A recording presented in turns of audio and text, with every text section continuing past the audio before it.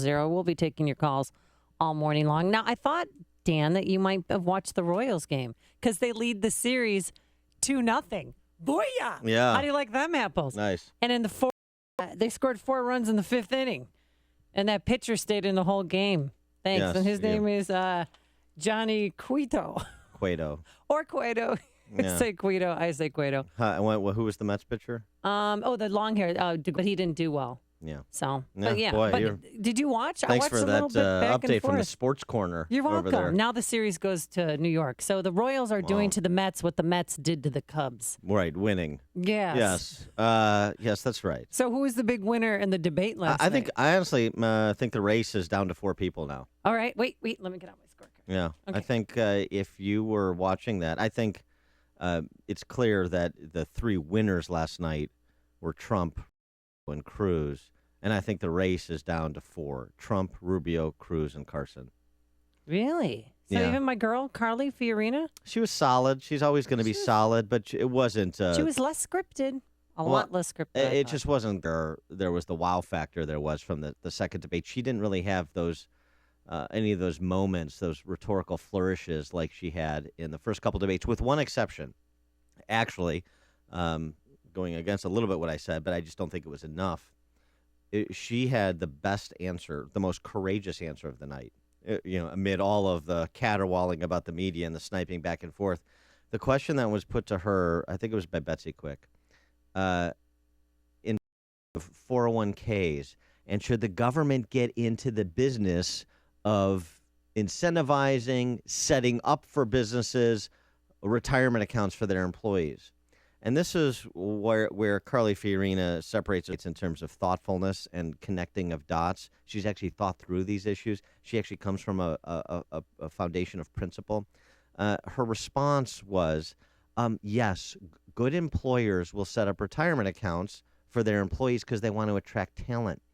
But because it's a good idea, effectively what she said, just because that's a good idea doesn't mean the government should get into the business of it. The government has shown it's not particularly good at too many businesses, and protecting people's retirement is one of them. So no, stay away, government. We don't want mandates. We don't want you interfering in this area. Businesses should do that. At HP, we did that because we want to attract and retain talent. But because it's a good idea doesn't mean business. That was an important moment and an important kind of philosophical distinction between conservatives and the left. And she talked about, too, about accountability for CEOs.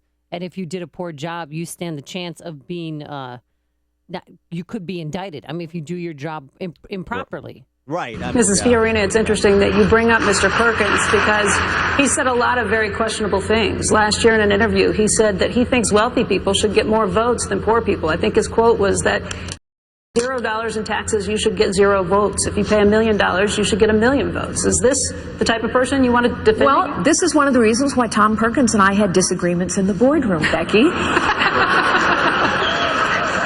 Nevertheless, that I think people don't always understand is how accountable a CEO actually is. So, I had to report results every 90 days in excruciating detail. I had to answer every single question about every single result and every single projection in public until there were no more questions. And if I misrepresented those results or those projections in any way, I was held criminally liable. Imagine if a politician were held to that of account. I will run on my record all day long. And I believe people need. That was. Imagine if a politician is held to that standard. It was good. I mean, for Becky Quick to be asking Fiorina about HP. I mean, that was setting it up on a tee. It wasn't trying to be a gotcha moment. She just had to I ask understand. it again. But Fiorina was fine. But she had those couple of good moments. The one that you just played, and then the one I referenced on retirement accounts. But I still think the moment of the night belonged to Ted Cruz. Does your opposition to it show that you're not the kind of problem solver American voters want? Let me say something at the outset. The questions so far in this debate illustrate the American people don't trust the media. This is not a cage match. And you look at the questions. Donald Trump, are you a comic book villain? Ben Carson, can you do math? Jump two people over here. Marco Rubio, why don't you resign? Jeb Bush, why have your numbers fallen?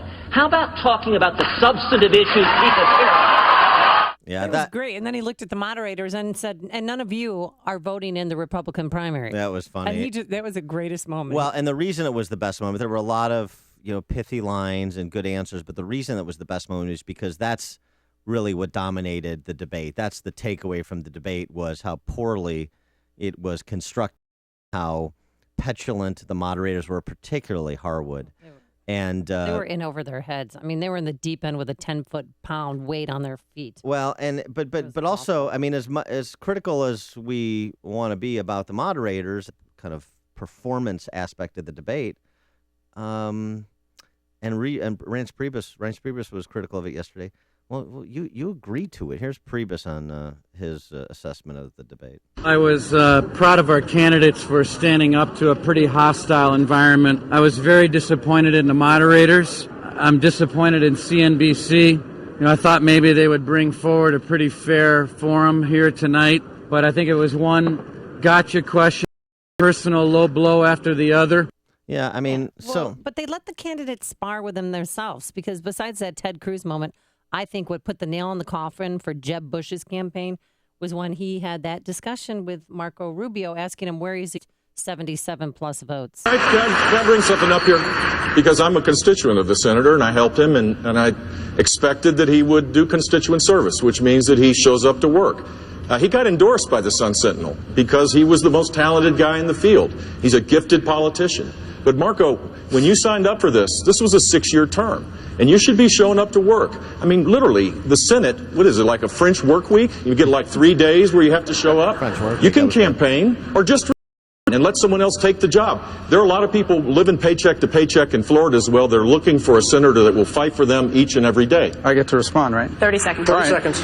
Well, it's interesting. Over the last few weeks, I've listened to Jeb as you've walked around the country and said that you're modeling your campaign, that you're going to launch a furious comeback the way he did, by fighting hard in New Hampshire and places like that, carrying your own bag at the airport. You know how many votes John McCain missed when he was carrying out that furious comeback that you're now modeling it under? He wasn't my... No, Jeb, I don't remember... Well, let me tell you, I don't remember you ever complaining about John McCain's vote record. The only reason why you're doing it now is because we're running for the same position, and someone has convinced you that attacking me is going to help you. I've been... Yeah, I mean, that was the moment. That was it. Yeah, and Rubio kept going, and he kind of sat Jeb down. Jeb... Well, when he wasn't being... I'm sorry for interrupting, but Rubio wasn't being nasty or confrontational. He just said it matter-of-factly. And that just destroyed Jeb Bush. I wouldn't be surprised if he dropped out today. Interestingly, Jeb had the least amount of talk time of any of the candidates, and there was reportedly a heated exchange between Jeb Bush's campaign manager, Danny Diaz, and one of the producers at CNBC during the debate about that very matter, how the debate was going, how it was constructed, how much time Jeb was getting. Jeb needed a strong performance, and it didn't happen. I'm not sure debating is Jeb's forte. No. I will say, again, I know there's a lot of people that don't like Jeb Bush, don't see him for the presidency. I'm one of them that does not see him for the presidency. He was a very, very good governor of Florida. Very good governor and conservative governor. Yeah. But this is not his arena. This is not his arena. This is not his time. That is becoming painfully clear, I would think, even to some of the erstwhile establishment types that want to be a good president. Well, let's take your calls. 312-642-5600, turnkey.pro answer line, 64636-DA. That's our text line. We'll take your text as well, and we'll do that right after this. See Sean Hannity, Ann Coulter, Hugh Hewitt, and KT McFarland at Freedom Summit Chicago on November 14th. Tickets on sale at freedomsummitchicago.com. Coming up, more of your 312-642-5600 lineup. Who won the debate, who lost the debate, and what did you think of Carly Fiorina's new hairdo? Just kidding, Dan. Today, a morning shower in places, otherwise mostly cloudy. Very windy out there. Winds of up to 40 miles per hour. A high of just 50 degrees. Tonight, back into the 30s we go. And for tomorrow, Friday, sun and some clouds. A high of 55. Let's get the travel times, and if the windy conditions are affecting the travel times, here's Jim Talamonte. Thanks, Amy. Good morning. Good morning, Dan. Right now, things are looking pretty good on the expressways and tollways. Most of the overnight construction is gone. That wind is a factor, especially if you're in a higher vehicle or on the Indiana Toll Road, perhaps. No bans or anything like that for double or triple trailers. delays to report yet, though traffic's getting a little heavier, especially on the inbound Rhine and the inbound Bishop Ford. There's a little resurfacing still going on northbound Lakeshore Drive between Navy Pier and North Avenue, scheduled till 6 a.m. We're not seeing any delays. I'm Jim Talamontes.com Traffic Center. You've heard me talking about the new website, Upstream-Ideas.com. If you haven't checked it out yet, then you're missing thoughtful expository content that you won't find anywhere else from those who have operated in the political and policy arenas. Each week, you can watch the latest episode of Against the Current, our long-form interview series with policymakers and opinion leaders, offering in-depth insights on the big issues of the day. Coming up will be an interview I did with Steve Moore. You can also watch Illinois by the Numbers, our video series that breaks down Illinois one number at a time to explain what the policies are, why we have them, and what we can do about them. And you can also check out highlights from each Sunday's Illinois Rising, which tackles state and local politics and policy with deep thinkers from the Illinois Policy Institute and Illinois Opportunity Project. At Upstream Ideas, questions are asked that don't get asked anywhere else, points of view are else. So learn how to change the rules of the game so they cannot be gamed by the connected against the unconnected. Learn how to unfix systems and institutions that are wired against those who play by the rules. No sacred cows, no punches pulled. It's all at upstream-ideas.com. No one ever imagines facing Alzheimer's or other forms of dementia and needing full-time care, but it happens. And deciding on the right residential care for mom or dad can be a monumental task. There is a memory care community that focuses on helping your parent or loved one with dementia light up and live the fullest, making them feel like family. Autumn Leaves memory care communities see past the diagnosis to the person you know, that your dad was a fantastic cook, or that your mom loved to dance. A person who deserves so much more than being just an Alzheimer's patient. Whether music therapy or simply by cooking them their favorite meal, Autumn Leaves strives to stimulate their minds and bodies to respect and nurture the person you care so much about. See for yourself the difference Autumn Leaves communities can mean for your family. Autumn Leaves, dedicated solely to the unique needs of memory care patients. Autumn Leaves has 10 locations in the Chicagoland area offering day-stay respite and assisted living programs. Call 888-662-8886 or visit autumnleaves.com. Square Trade does not cover lost or savings based on 2-year iPhone plan with one claim compared to Asurion total equipment coverage as of April 10th, 2015. Getting a new Galaxy, iPhone, or other smartphone? Get this. Every 2 seconds, one of us accidentally breaks our phone. So protecting your new smartphone is a smart idea. But if you have cell phone companies, you're paying way too much. I'm Steve Abernethy, and I founded Square Trade to give you a better choice. Phone insurance from Verizon, Sprint, or other wireless carriers can cost you as much as $11 every month, plus up to a $199 deductible when you break your phone. Square Trade phone protection is less than $5 a month with a much lower deductible. We can save you over $240. And switching to Square Trade is easy. Even if you're locked into a 2-year phone contract with Verizon, Sprint, or other carrier, you can cancel their phone insurance anytime. We'll even show you how. Switch to Square Trade now and save over $240. Visit squaretrade.com. That's squaretrade.com. Square Trade! AM 560, The Answer. Dan and Amy. So talking debate. Well, some of the other heady stuff that occurred. Ted Cruz talking about the Democrat debate, and he referenced it was like the Bolsheviks versus the Mensheviks. I enjoyed that. I think Ted that went over Cruz the head of a lot of people. He was really loose and fluid. He was good last night. He showed a more personal side, a more emotional side. Because we all know that he's a brainiac, but does he have the chops to confront other people and just say it like it is? Because last night he a little bit of Donald Trump. Well, he stole the show, which is good. The thinking man's Donald Trump. Let's go to Sharon and Addison. You're in Chicago's Morning Answer. Hey, guys. Thanks for my call. I thought Carly Fiorina Sharon. Hey, what? Sharon's listening to her radio. Wanted to invest in like a cylinder kind of company where they could make off with their money at any time. The way the banks failed in Greece and they confiscated 40% of the monies of the people in Crete, that would be a real good way for them to grab our bucks, wouldn't it? So you know what? At least she'd be looking out for the American public that way. You're talking about Carly Fiorina saying government stay out of our retirement you got accounts. It. Yeah. You got it. Thanks for the call, Sharon. Appreciate it. Greg in Brookfield. Hey, how are you? Good. I would agree with you that, Dan, that those four shown last night. I really think so. I cannot understand why CNBC got that gig. I cannot stand John Harwood. I've always disliked that guy. Here's how he struck me like he was the understudy for Robert Redford in that movie Truth. Oh, he is just despicable. And I thought I think Jeb Bush, I think that ox has been gored. The way Rubio parried him, yeah. done. Yeah. He just slam dunked him. Yeah. Thanks for I the mean, call, how Greg. soon, Dan, do you think before he pulls out of the race? When the money runs out. I mean, here's Well, the they already had that emergency meeting with 3 generations of Bushes to discuss his future, and a lot was riding on this debate, or on the last night's debate. Well, it was, and they've said, the campaign has said itself that, or some of the donors have said so anonymously that are supporting Jeb, that a lot of people they expected to write checks have not written checks yet. But Jeb still had at least a lot of resources. And if he can hang around in New Hampshire, which is what he's doing right now, kind of in 4th-ish place, and maybe make a move. Remember, I mean, debates are not the end-all, be-all. Just ask Carly Fiorina.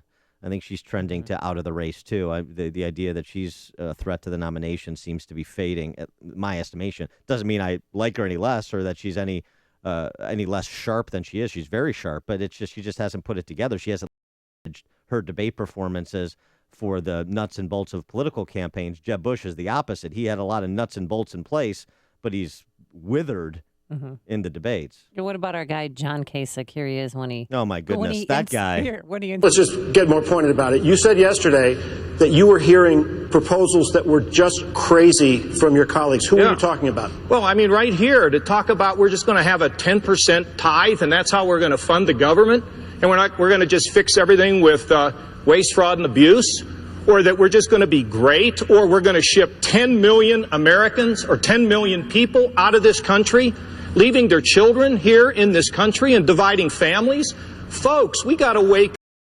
We cannot elect somebody that doesn't know how to do the job. You got to pick somebody who has experience, somebody that has the know-how, the discipline, and I spent my entire lifetime balancing federal budgets, growing jobs. The same go back to Washington with my plan, and I will present it within 100 days, and it will pass, and we will be strong again. Mr. Trump. Kasich is, well, first of all, in terms of the experience he touts all the time, when Kasich talks, he reminds me of the Oscar Wilde observation that experience is what we call our mistakes.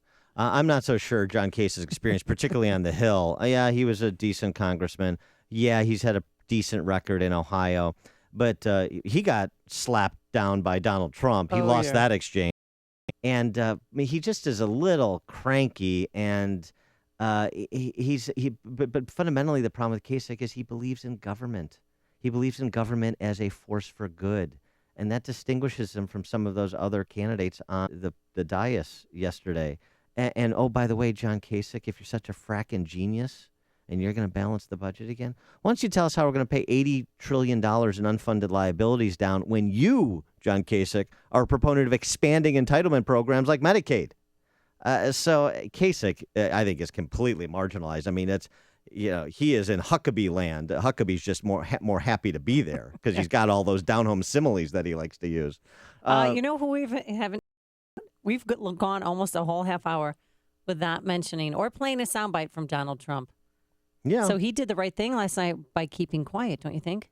By showing a softer side of him, less cantankerous side I of him. I wouldn't go that far. I mean, he shot at John Harwood and slapped him down initially, and he was right to do it. I mean, and then he scored points against Kasich when those two engaged. I thought Trump had his best debate performance last night. I thought he was the most controlled, and substantive is too strong a word for Trump, but I thought it was the most polished I've seen Donald Trump as a candidate. I thought he did pretty good. I don't think there were too many stumbles. That whole Mark Zuckerberg senator thing. I mean, clearly it was on his website. Effectively beat down the CNBC moderators by just kind of talking right past them, saying you guys don't know what your facts are. And by that time, that CNBC panel had lost all legitimacy. So that was an applause line for Trump. Let me be clear. Women on this stage have more ideas, more experience, more common sense than every participant in the Democratic debate. That debate reflected a debate between the Bolsheviks and the Mensheviks. Don't miss Freedom Summit Chicago 2015 on November 14th with Sean Hannity, Ann Coulter, Hugh Hewitt, and KT McFarland. Get your tickets at freedomsummitchicago.com. This is Sam Gilberto, president of American Embroidery Printing and American Marketing Products. We specialize in putting your logo on just about anything. Our focus is entirely on you, our customer. We want every customer experience to be outstanding. American Embroidery and Screen Printing is a brick-and-mortar business located in Goodman, and manufacturing processes are state-of-the-art, so are the people who work here. With over 40 years' experience, we have the capability, capacity, and know-how to get your job done right and on time. I want to earn your business, so for a limited time, we're offering free artwork on embroidery and screen printing orders for all new customers. Let us help you gear up for that big trade show, provide shirts or jackets for all your employees, students, or church members, or simply provide you with giveaway items such as coffee mugs, pens, or hats. Whatever it is, you can trust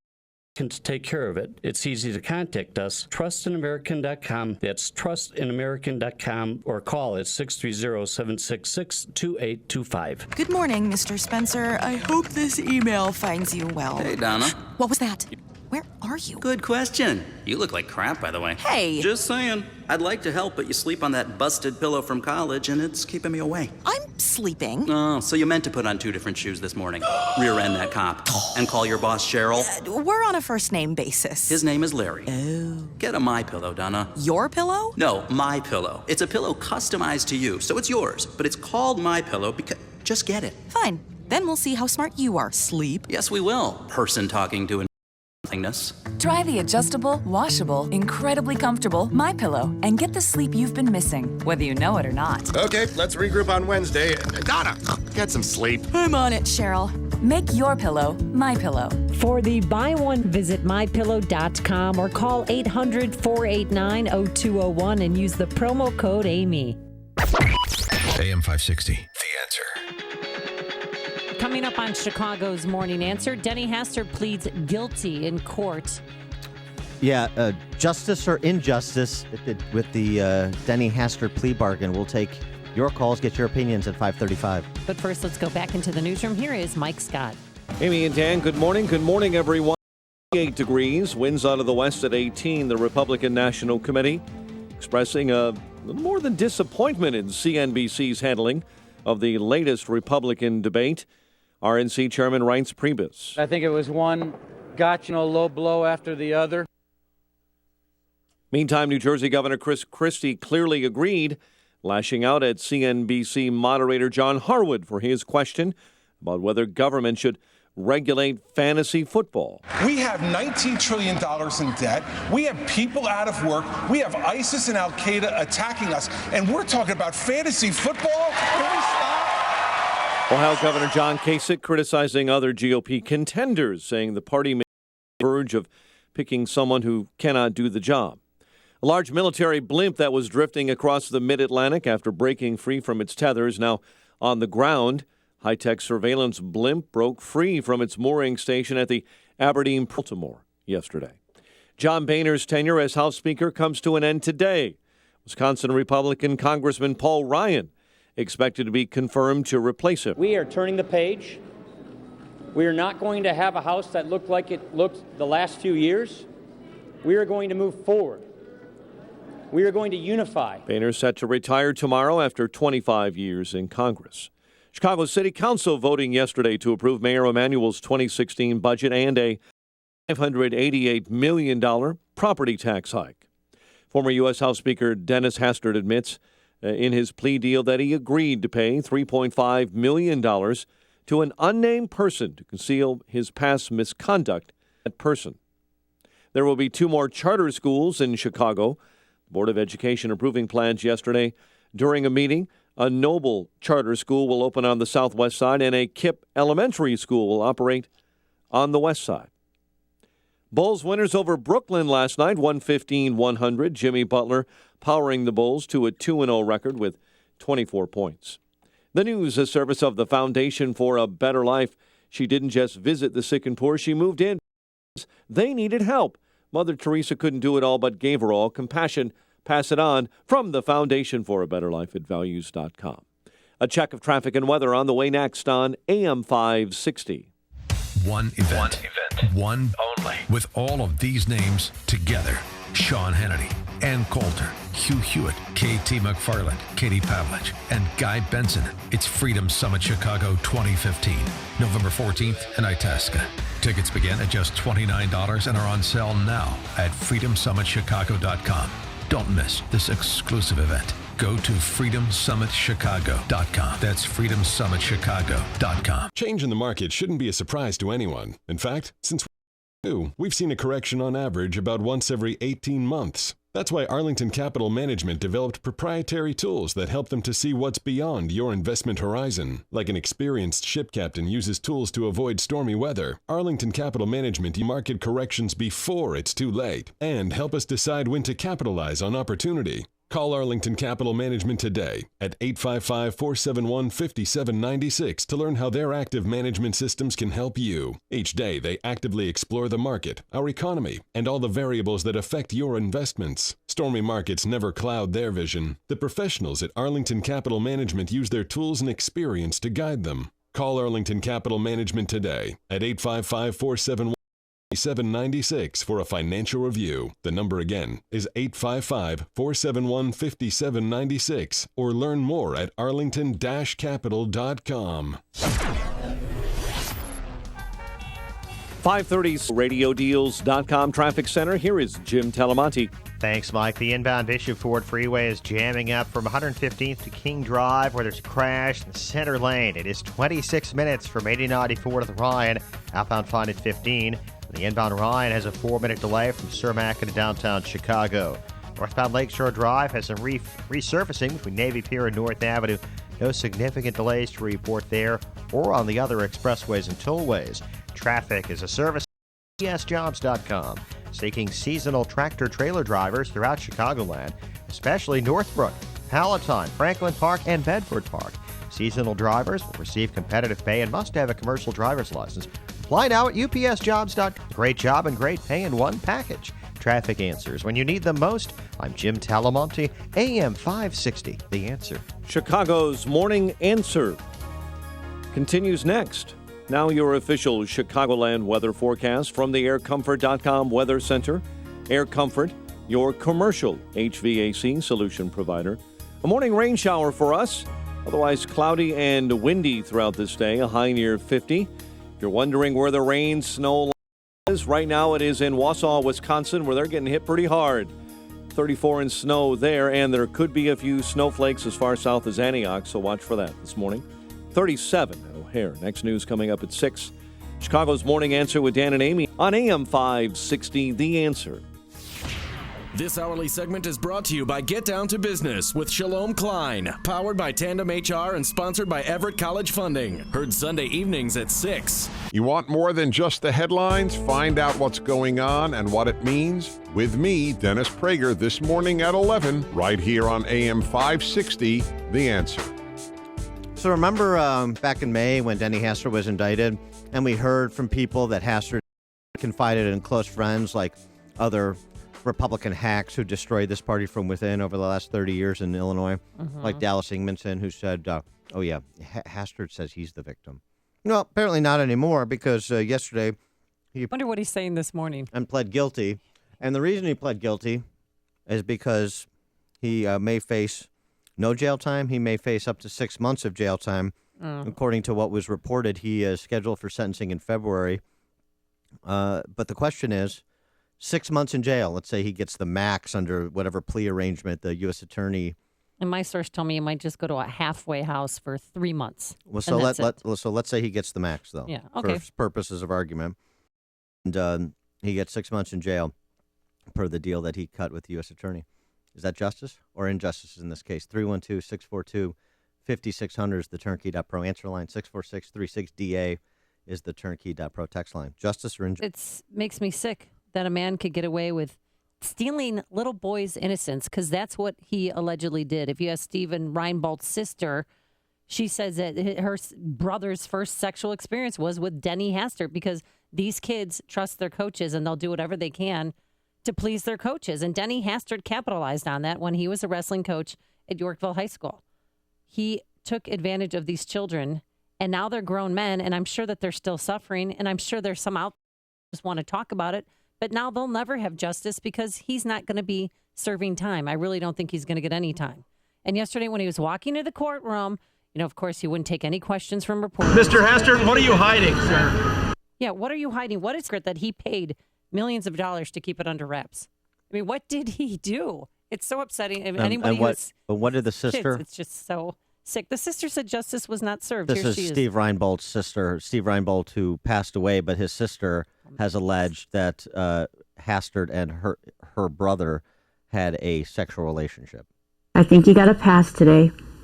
I think because of his power and status, he was able to cut backroom deals, do whatever it is people in powers of position are able to do to cover up their crimes. And I'm sorry, I want to apologize for something. I characterize that as a sexual relationship. That's not what it was. No. If what she's alleging is true, brother, starting back when he was a coach at Yorkville High School and then continuing on for some time, according to her. Right, because he wasn't at the age of consent. But Hastert took boys to the Bahamas. He took them on fishing trips in Wisconsin. He had so much access to these children that, God, I mean, there's a special place in hell for Denny Hastert. And the fact that the government is covering this up and they're just sweeping it under the rug. Oh, we're saving you tax dollars because we're not going to have a long, drawn-out trial. The reason why I went to Denny Hastert in the first place is because he was Speaker of the House. They thought he was being extorted by some foreign dictator, saying, hey, you've got taken out large withdrawals. Are you okay?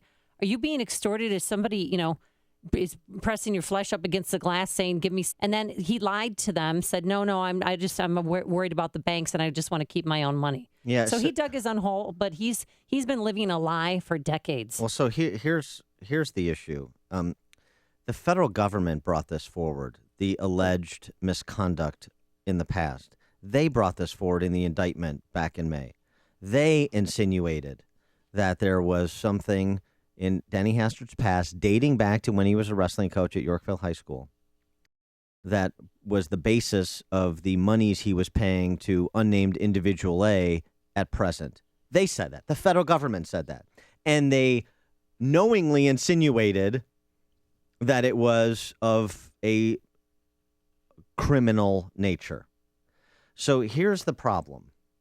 If the feds know Hastert to be guilty of the crime they insinuated he was guilty of, that they included in their indictment, then what happened yesterday is not simply a case of a special dispensation for a former political boss, as Steve Reinbold's sister said. It's a case of taking a pass on putting a child molester behind bars for the greatest amount of time possible because the feds have Hastert dead to rights on the bank fraud and the structured withdrawal charges, and both sides know it. So if you have him dead to rights on those charges, and he could go to jail for a maximum of 10 years, and you believe he is guilty of sexual crimes in a court of law were it not for the statute of limitations, then how do you not apply the pinching Al Capone for tax evasion approach and try and max him out, cut no deals, and max him out on those bank fraud charges? Let's go to trial. How do you not do that? That's a question. I mean, we're talking about questions and an accounting that we want from Denny Hastert. Understandably, I agree. I want an accounting from U.S. Attorney Zach Farden, that office. That's a question that needs to be answered. We pay Zach Farden's salary, too, not just Denny Hastert. And so this shall not pass or should not pass without some serious questions being asked of Farden. Because if you don't believe that he committed those underlying crimes you included in your indictment, if you don't believe you could, then why did you include those scandalous insinuations in the indictment? You can't have it both ways. And then leak information, too. I mean, some correct, government official, they put in the indictment in individual A, and then somebody in the government's office leaked information to certain reporters saying he's a former wrestler. This happened back in the 70s. It's a man. And there's more than just individual A. Right. Stephen Reinbold is not individual A. Well, clearly he's passed away, so he's not receiving money. Sorry, but I mean, but this is the point, and all of the swirl that you're describing is still ongoing. But if we had a trial, so individual A would have taken the witness stand, and then we could have learned more. If the prosecutor, well, not necessarily. The prosecutors don't have to put him on the stand. Is there any? It's sentencing, which happens February 29th. Well, I mean, here again is another opportunity where federal prosecutors could force an allocution, and a federal judge could force an allocution where they want more completeness than I knowingly withdrew money to conceal the nature of what I was doing with it. Right, and that's not enough. We do know from or via links from the government that individual A was. They met when he was a minor in high was on the wrestling team. Yeah, I know That's what we people. know I know, too. and I understand the desire to find out who individual A is and to hear from him, assuming it's a him. But the reckoning has to come from Hastert. The reckoning has to come from the U.S. I'm just not going to participate in this fiction that this is justice. Should we call him coach too? Should we still? When I see Denny Hastert at Dick's Sporting Goods in Lombard buying singlets, should I call him coach? When I see him waiting for a flight to Ankara at O'Hare, hey coach, how you doing? Hey, Sorry about Speaker. that little trouble you ran into. That's a bad banking law, and we're just going to pretend this is all about whether or not these banking laws should be what they are. My friend went out with him. Ridiculous. She still has no clue. She's still defending him. She It's still ridiculous. acts like nothing has happened. Here's Burying her head in the sand. Wake up, woman. Why can't we demand answers from federal prosecutors as well as from? It was the third most powerful person in the Western world for a decade. We have to go back, as I said from the outset. Now look at all that he did in his public capacity. How did whatever his darkness in his past is, how did that inform the decisions he made during the Mark Foley sex scandal when he was House Speaker? Other decisions that we may not even know about. Do we have a right for an accounting for somebody we paid for the trust that was conferred to the Speaker of the House, as I said, third in line to the presidency of the United States? Compromised, we now know. Compromised. Is a reckoning in order? U.S. Attorney Zach Fardo? Do you think maybe some that were, I don't even know if the statute of limitations ran out on this, but could they file a civil lawsuit against Denny Hastert? I mean, other people that may have been abused when they were on his team? Well, one of the interesting things, isn't it, that, and this may go to Denny Hastert's benefit and Denny Hastert's defense, at least from a public perspective, but it still doesn't obviate the need for questions to be asked and answered. Why haven't more people come? Why don't you see a Sandusky situation? Because there might be a stigma attached to it, and Well, they sure. might have gone on with their lives because it's been so long. That could be a very logical and good explanation. Ed in Oak Brook, you're on Chicago's Morning Answer. Yeah, Denny Hastert, nor do I have any love for the victims, or if you want to even call them victims. But what I want to know is, why isn't the IRS going after Hastert for not reporting this on a 1099? And why isn't did the victim report this as income on his income tax? I mean, it's over $600 you're supposed to have filed a 1099. And you're supposed to report that income on your income tax. So in other words, the government is letting the blackmailer, they're washing his money. Well, we don't know that. We don't know. It's a. Well, then where's the IRS? Where's the IRS coming into the deal with the prosecutor? Well, that's likely what happened, right? Denny Hastert is the target, so I don't know this to be true, but it's likely that Individual A cooperated with the feds on a condition of immunity case. But it's a legitimate question to ask. Thanks for the call, Ed. Jay on the west side. Hey, Jay. Here we are trying Dennis Hastert on the radio. Amy's calling him guilty as hell. No, we're not trying him. No, we're not trying him. He pled guilty yesterday, so we're not trying him. Amy was trying him. She was saying he's guilty, he's terrible, he's incredibly awful. Maybe he is. But let's prove it. Well, let's not just stand up here Jay, wait a minute. Jay, that's why we're asking questions, and that's why we're saying questions should be asked and answered. Amy, whom I usually love, is saying Hastert's guilty of all these terrible things, and none of it's been proven. Well, if he pled guilty, I mean, he pled guilty so that we don't know the facts. You understand? He's taking the easy way out. He's trying to protect his reputation and his family. He pled guilty to the but money. the money is linked to the sex scandal or the alleged sex scandal. Well, and here's the point, Jay. Because the statute has run in the matter, we're left to try this in the public arena. Thanks for the call, Jay. Thanks for listening. Bob and Wheaton. Yeah, I'm pretty much echoing what everybody else is saying. I'm more concerned about who this victim is. I mean, if this is to the degree that a Jerry Sandusky thing, yeah, that's serious stuff.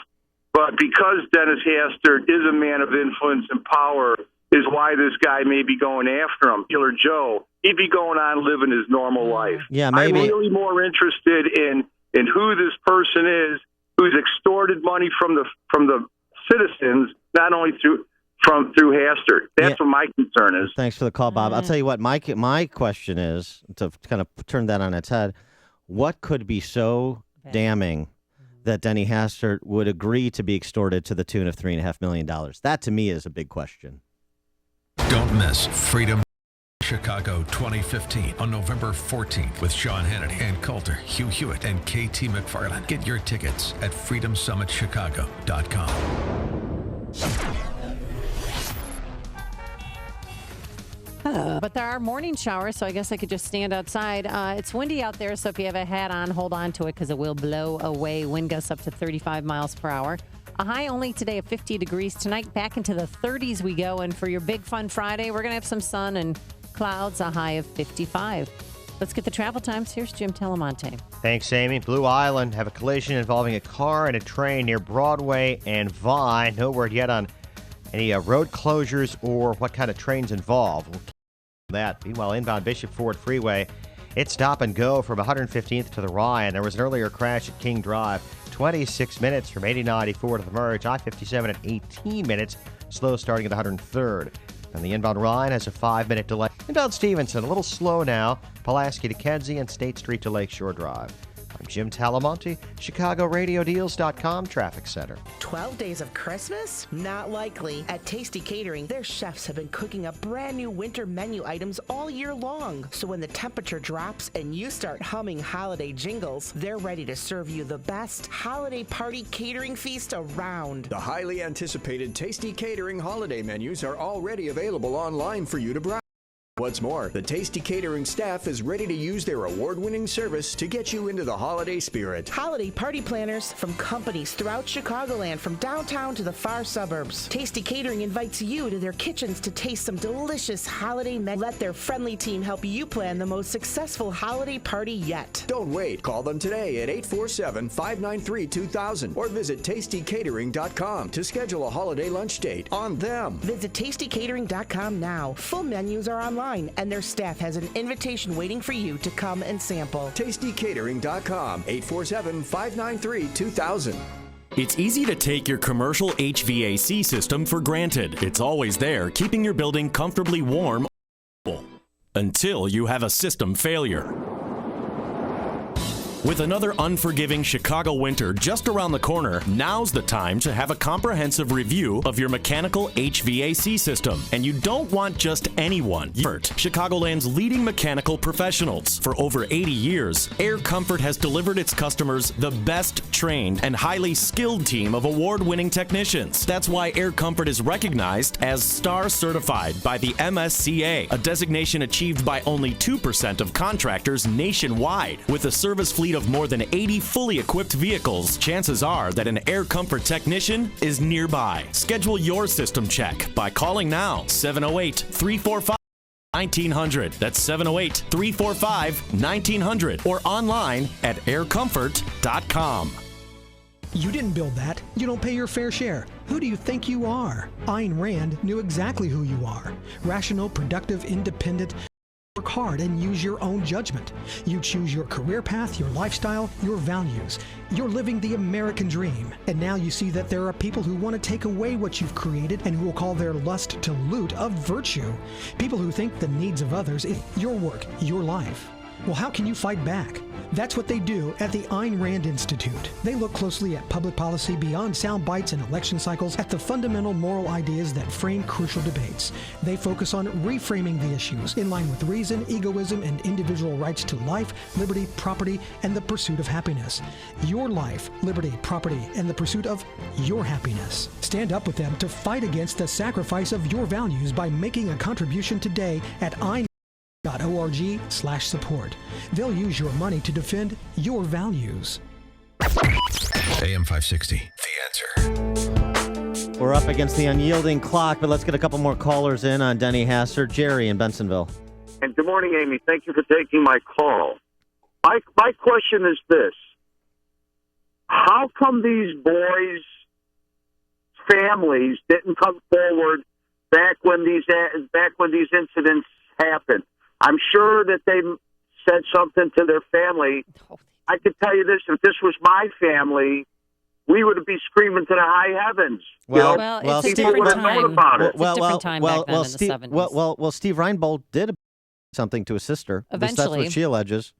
So, I mean, there's one. Yeah, but how many years after the fact? Well, she confronted. Well, wait a second. She confronted Hastert, according to her, at her brother's funeral, which was what, 20 years ago? 1995, yeah. Well, I went to a Catholic boys' high school taught by priests, and my parents always told me, God forbid if anything should happen, don't be afraid to come to us. So well, that's good. You have a nice open line of communication with your family. But Reinbold he had a single mom, and they didn't communicate. He never told his mother what happened. Thanks for the call, But Jerry. eventually he told his sister. Weren't there other victims too? Well, that's what we'd like to know. That's a good question. Now, this kind of smells a little bit, doesn't it? Thanks.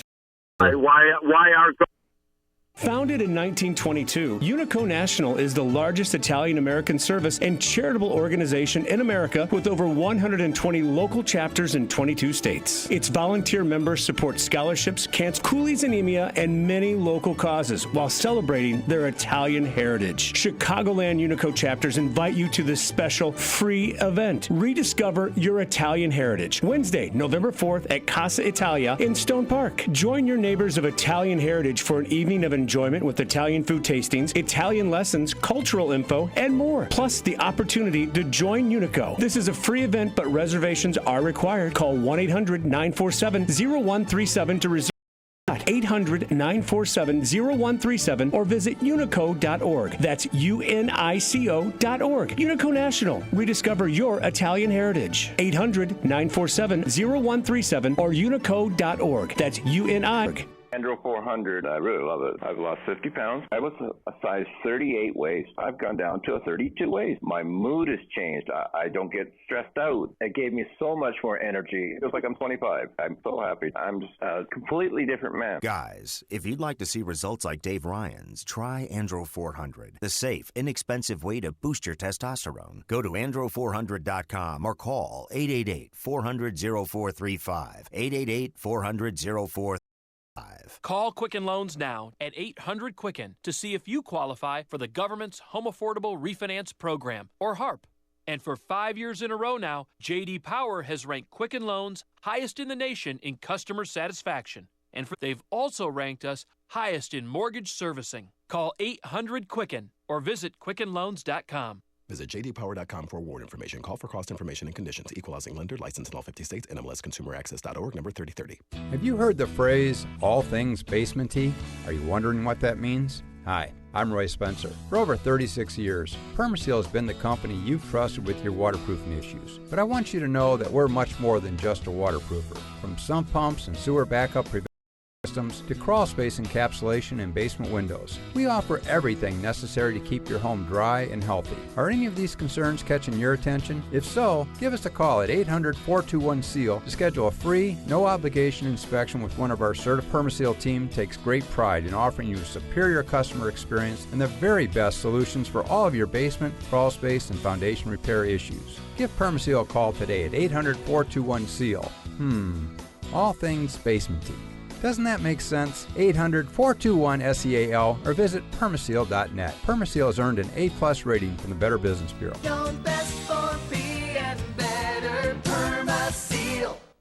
Coming up on Chicago's Morning Answer, the classroom takedown, parents divided over who is to blame. And Jeb's W moment during the debate, we'll have it at 6:16. But first, let's go back into the newsroom and say hello to Mike Scott. Amy and Dan, Dennis Hastert enters a guilty plea in the hush money case. WIND, 6 o'clock.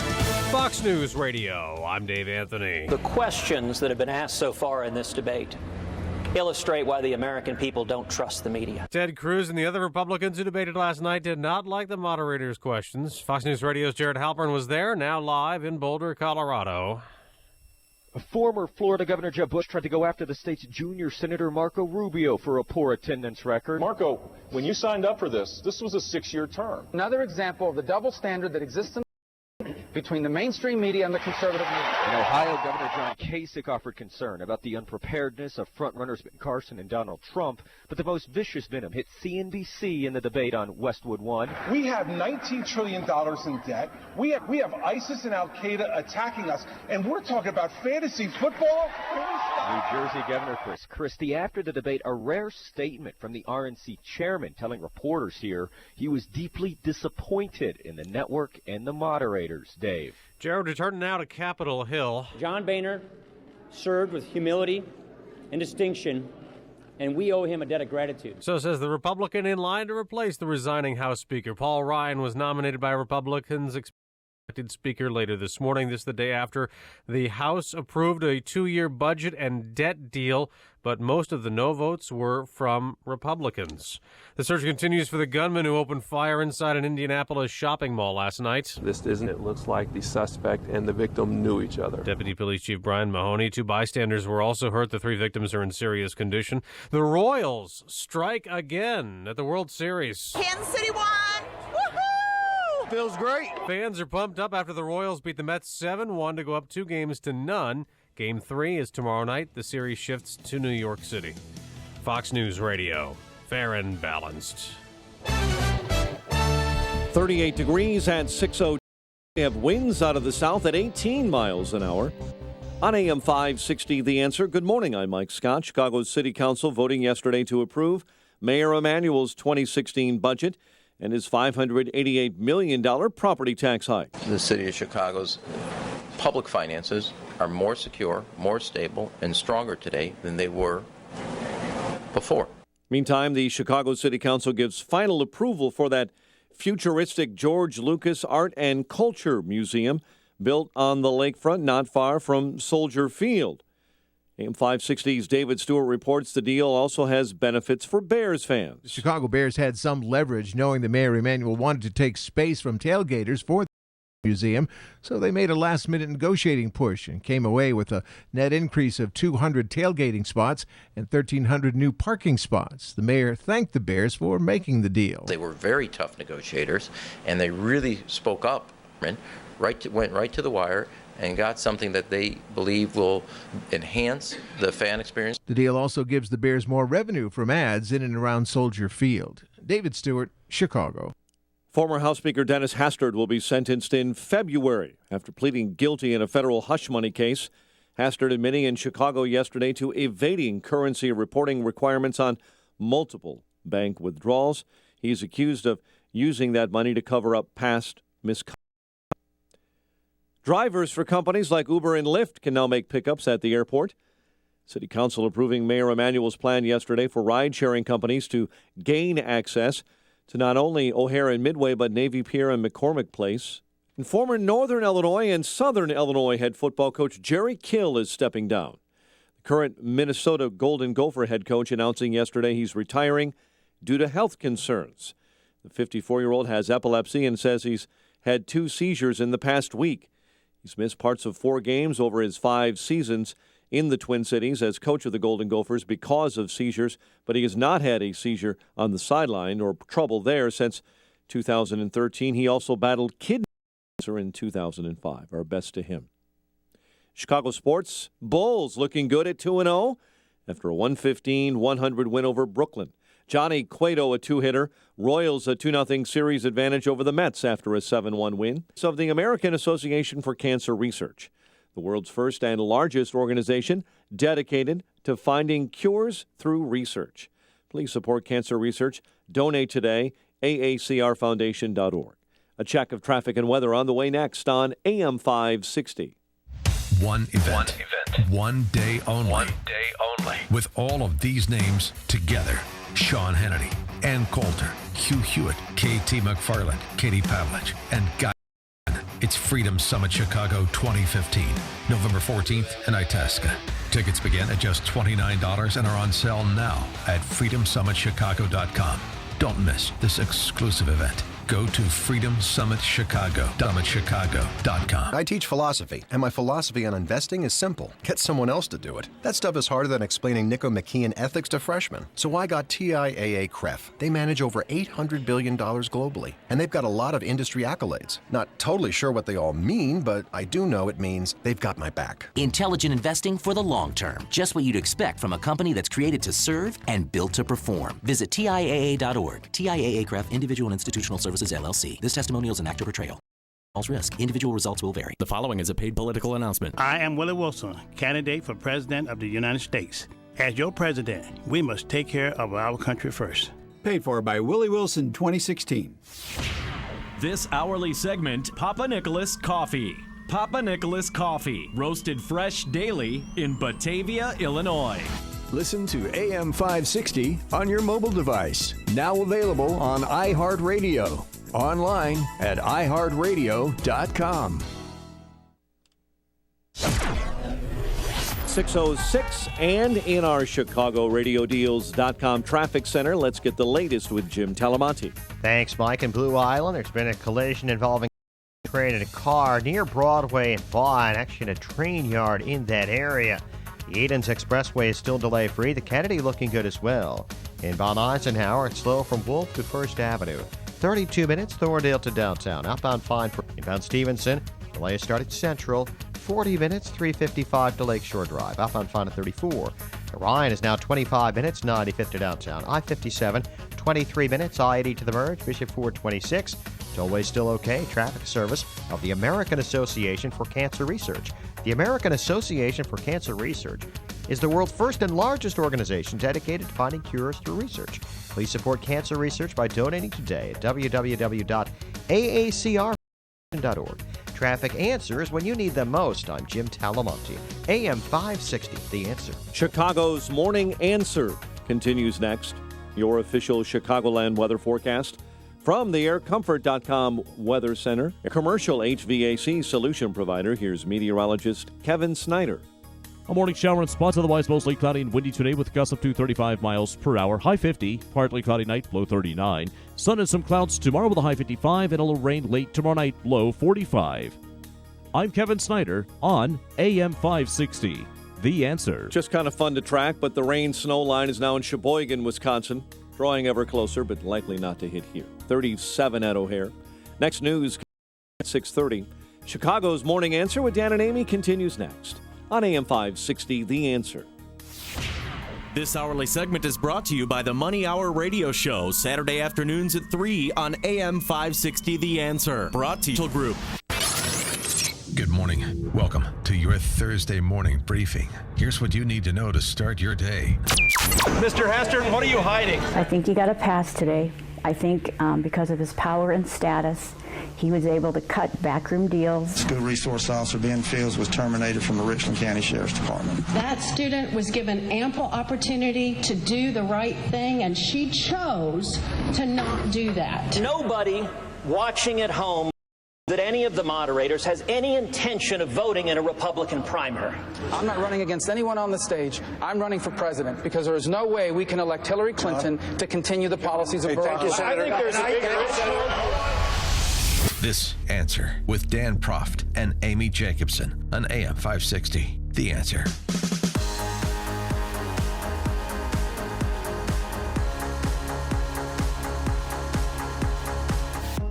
Good morning, Dan and Amy. We'll have more talk on the debate coming up, but that South Carolina deputy, that video that's gone viral, Richland County Sheriff Leon Lott, not to be confused with former Dallas Cowboys defensive Leon Lett. Oh, okay. Remember Leon Lett and Super Bowl Dallas versus Buffalo in '93? Oh, yeah, I remember it well. Marv Levy was coaching back then? Well, he was. Thanks.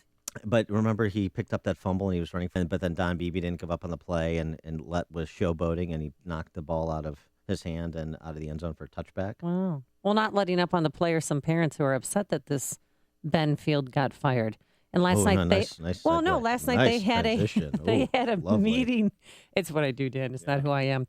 Last night they had a meeting, and they were very upset, some of them, that he was terminated. That student was given ample opportunity to do the right thing, and she chose to not do that. Well, that didn't sit well with some other parents who were at the board meeting, because the facts are this 16-year-old student in math class texting her friends. The teacher says stop. She says no. What are you going to do about it? So she challenges the teacher. That didn't work, and that's when they called in Field Officer Ben Fields. And Ben Fields was going to do something about it. Oh, he did do something about it. He took her down. He took her down to Chinatown. I mean, he once he flipped her over in the desk, the reason they said why he was fired, because after he flipped her over, Dan, he threw her after he got her released from the desk. Here's the sheriff. When he threw her across the room, he lost control of her. That's not acceptable. That's what violated our policy. It's a fair statement. That's Leon Lott. Leon Lett. Thank you. Yeah. Did not play in Super Bowl 27. Yes, and he's the sheriff who decided to terminate Ben Fields yesterday. Was it justified? Was it not? Are the parents right or the parents wrong? 312-642-5600. I've countless times, and yeah. Why? Because, I used to teach school, and I understand. Similar incident? Well, no, I was at Austin High School. It was rough. I mean, nobody was listening to me. They did not respect authority whatsoever, and I was scared, and I had to press the panic button for the principal and the resource officer about 9 times in one day, and I never went back to that school. Maybe they should start equipping some of these schools with panic rooms, like that Jodie Foster movie. You run into the panic room and wait for Fields to show up. Well, if I was you, I'd do something about it.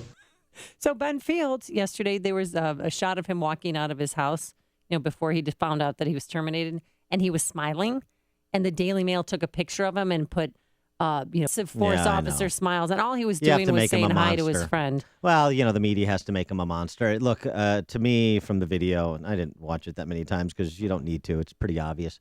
He lost his temper and he lost control. That's what the sheriff is speaking to. Is it a terminable offense? Yeah, I'd say. I mean, because in addition to that, it reflects badly on the uniform. It reflects badly on the department because of the world in which we live, and that video goes viral, and that's part of the calculus that to be considered by the sheriff and by local authorities. So I don't have a problem with that. I think some of the larger questions, though, about discipline in school. The need for this kind of personnel there, teachers that are afraid in the class are kind of the more global issues as opposed to this rather isolated event. Well, the 16-year-old girl hired a lawyer, and of course now she has. Of course she did. But wait, I don't understand. She didn't have a cast in her arm 2 days ago, but today she has a cast on her arm? Her arm is in a cast. She's got a Band-Aid on her forehead. She better watch out. Better watch that Brady Bunch episode where they throw the suitcase and then the guy in the neck brace jerks around, and then your PI case goes up. So if that cast is a faux one, just warning you. And she has a rug burn on her forehead, apparently, for when he dragged her for a quick hot second there. There was no rug. Well, on the carpet, there was a carpet. There was carpet? Yes, it was dark carpet for hardwood floor, but it was carpet. But my issue yesterday, and I'm perplexed by this, why not wait for a black officer? Oh, no, you're not going to do this again. No, to respond to an African-American student. Then the Department of Justice would not be looking into this. If it was black on black, no, true or false, it was black on black, would the Department of Justice and a racial bias claim be part of this investigation? Well, potentially, because you still have the child's civil rights potentially being violated. That is the question, not the perpetrator necessarily. Is it a tougher case to make? Well, of course. But let me ask you this. Do you think all white police officers are racist? No. Okay. Some are, but not a small group. So then, but aren't you implicitly suggesting that when you say a white officer cannot respond to an incident involving a black person? This is what I'm saying. If a black officer responded to that black student, this would not be national news. Yeah, this video would not have been seen around the world. I do not believe. No. Yes, it would. Because it's. I mean, for the Black Lives Matter, do they make distinctions? Pigs in a blanket burn them like bacon. They don't. Except for black. Don't say that. There is a movement to pillory police, whether you're black, white, Hispanic, Asian. We saw for an Asian New York police officer was one of the two that was ambushed and murdered, shot in the head, by the Black Lives Matter movement, such as it is, right? So I don't see I don't see this as diffusing the situation if we had nothing but black police officers. And worse than that, it buys into a politicized Department of Justice. It buys into an anti-police officer mentality, and it buys into the notion that we say we want a colorblind society.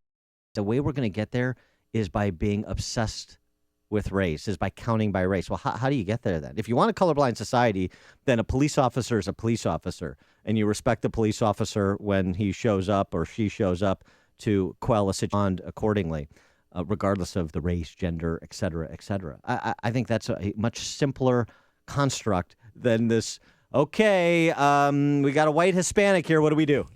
We got, a biracial black-white person here. Mom's black and dad's white, or dad's black and mom's white. What do we do here? Who do we call? We need a protocol. Let somebody check the manual. I mean, come on. Well, Benfield not only lost his job, but now he's a civil lawsuit, and he might face criminal charges by the Department of Justice. I mean, do you think that would be? Do you think justice has been served by him just being terminated? Did he learn his lesson about alleged excessive force? Well, I'm sure he has learned a lesson. Whether it rises to the level of criminal culpability, I think you could make a case for simple assault. I think you could. And then civil exposure. Yeah, there is. I mean, it's just this is a case. I mean, my interpretation of this. I know the story is that he put his hand on her to make her stop, and then she basically popped him with her fists. So that's a problem.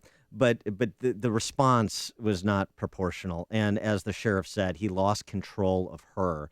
And I think what you'll hear from police is you control the suspect, or you control the person that you're responding to who is creating some kind of public disturbance, and he didn't do that. So there is exposure there, and it's just a case where police have to be more temperate than the people that are interacting with.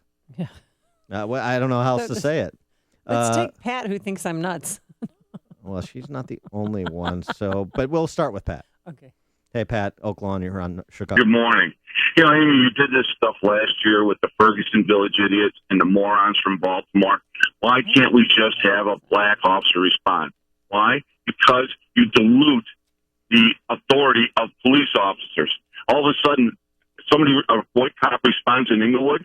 Oh, my gosh. Well, he can't arrest anybody because he's white. Right. So what are they going to listen to? I mean, they're going to sit down. All you've done is transmit, control the authority to the purpose.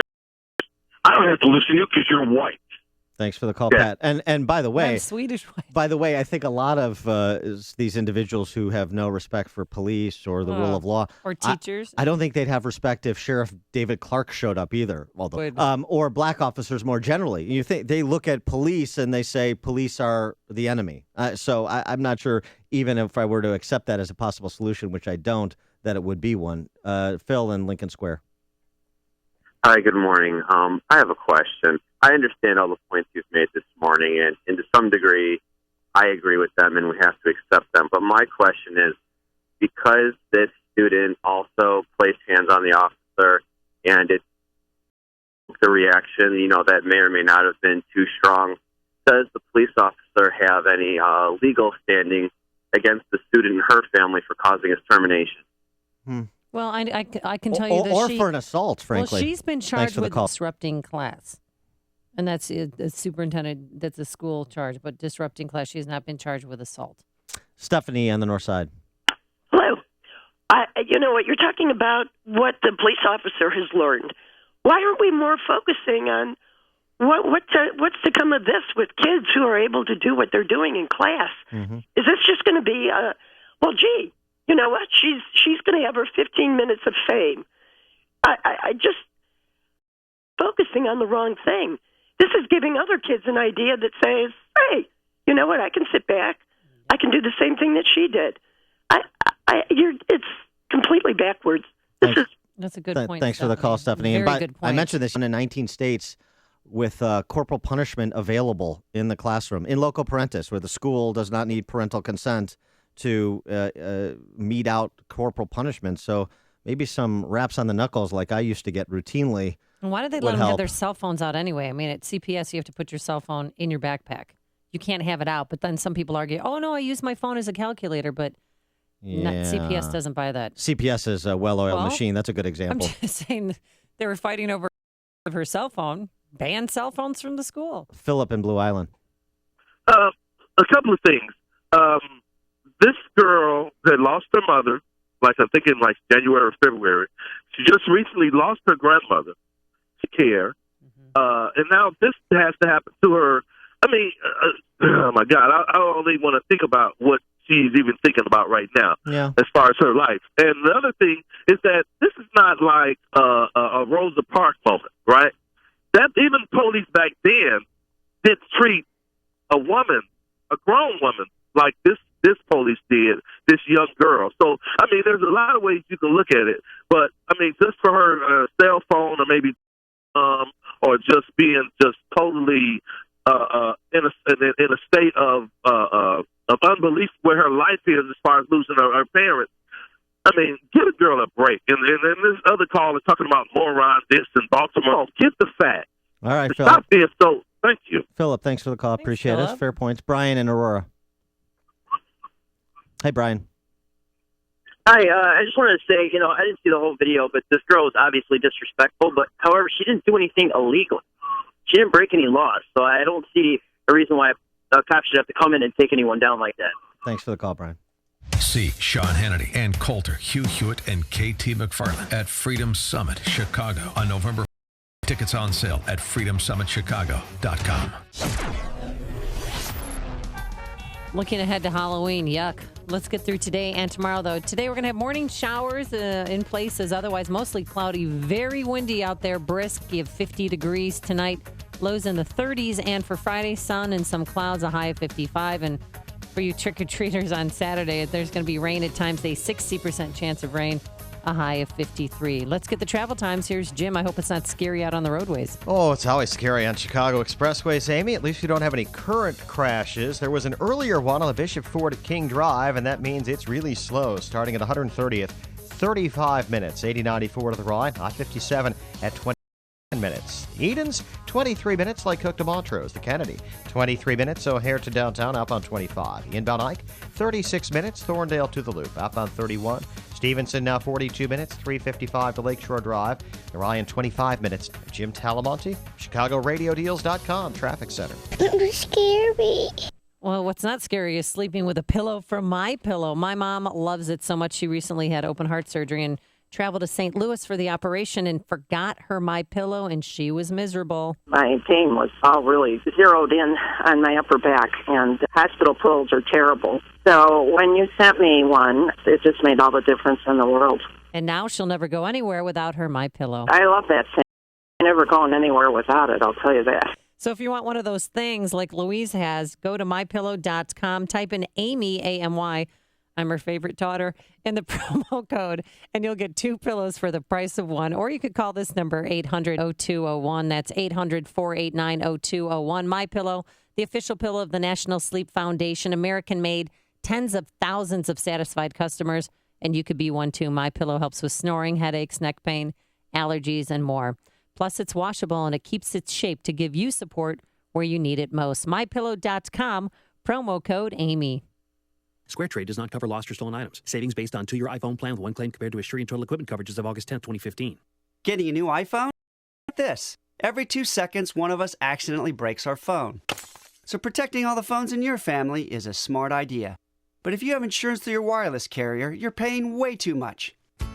I'm Steve Abernethy, and I founded SquareTrade to give you phone insurance through your wireless carrier can cost as much as $11 a month. For a family of 4, that's $44 every month. Plus, up to a $199 deductible when you break your phone. SquareTrade family protection plans cost less than $4 a month per phone with a much lower deductible. We can save your family over $500. Whether you've got a new iPhone or any other smartphone, stop overpaying for phone insurance and protect all the phones in your family with SquareTrade instead. Protect all the phones in your family. Trade and save over $500. Visit squaretrade.com. That's squaretrade.com. When flipping houses, there's one golden rule. Cash talks. I'm going to show you how you can easily get $10,000 plus all the cash. I'm Andrew Holmes, popular radio show host and founder of Chicago's #1 flipping team. And I've flipped over 600 houses in Chicago right under your nose. And now I'm going to show you how. I'm holding a free seminar right here in the Chicagoland area where I'll give a select few the opportunity to use my funding to flip houses and net up to $40,000 per deal without spending a dime of your own money. You don't need good credit and you don't need any of your own money. If the deal is good, you'll get the first 100 people to call 844-MONEY40 and register will receive my Blueprint to Real Estate Wealth System for free. All you have to do is find a great deal and pass it on to me, and I'll give you $10,000. Time is running out. Seating is 844-MONEY40. That's 844-MONEY40. AM 560, The Answer.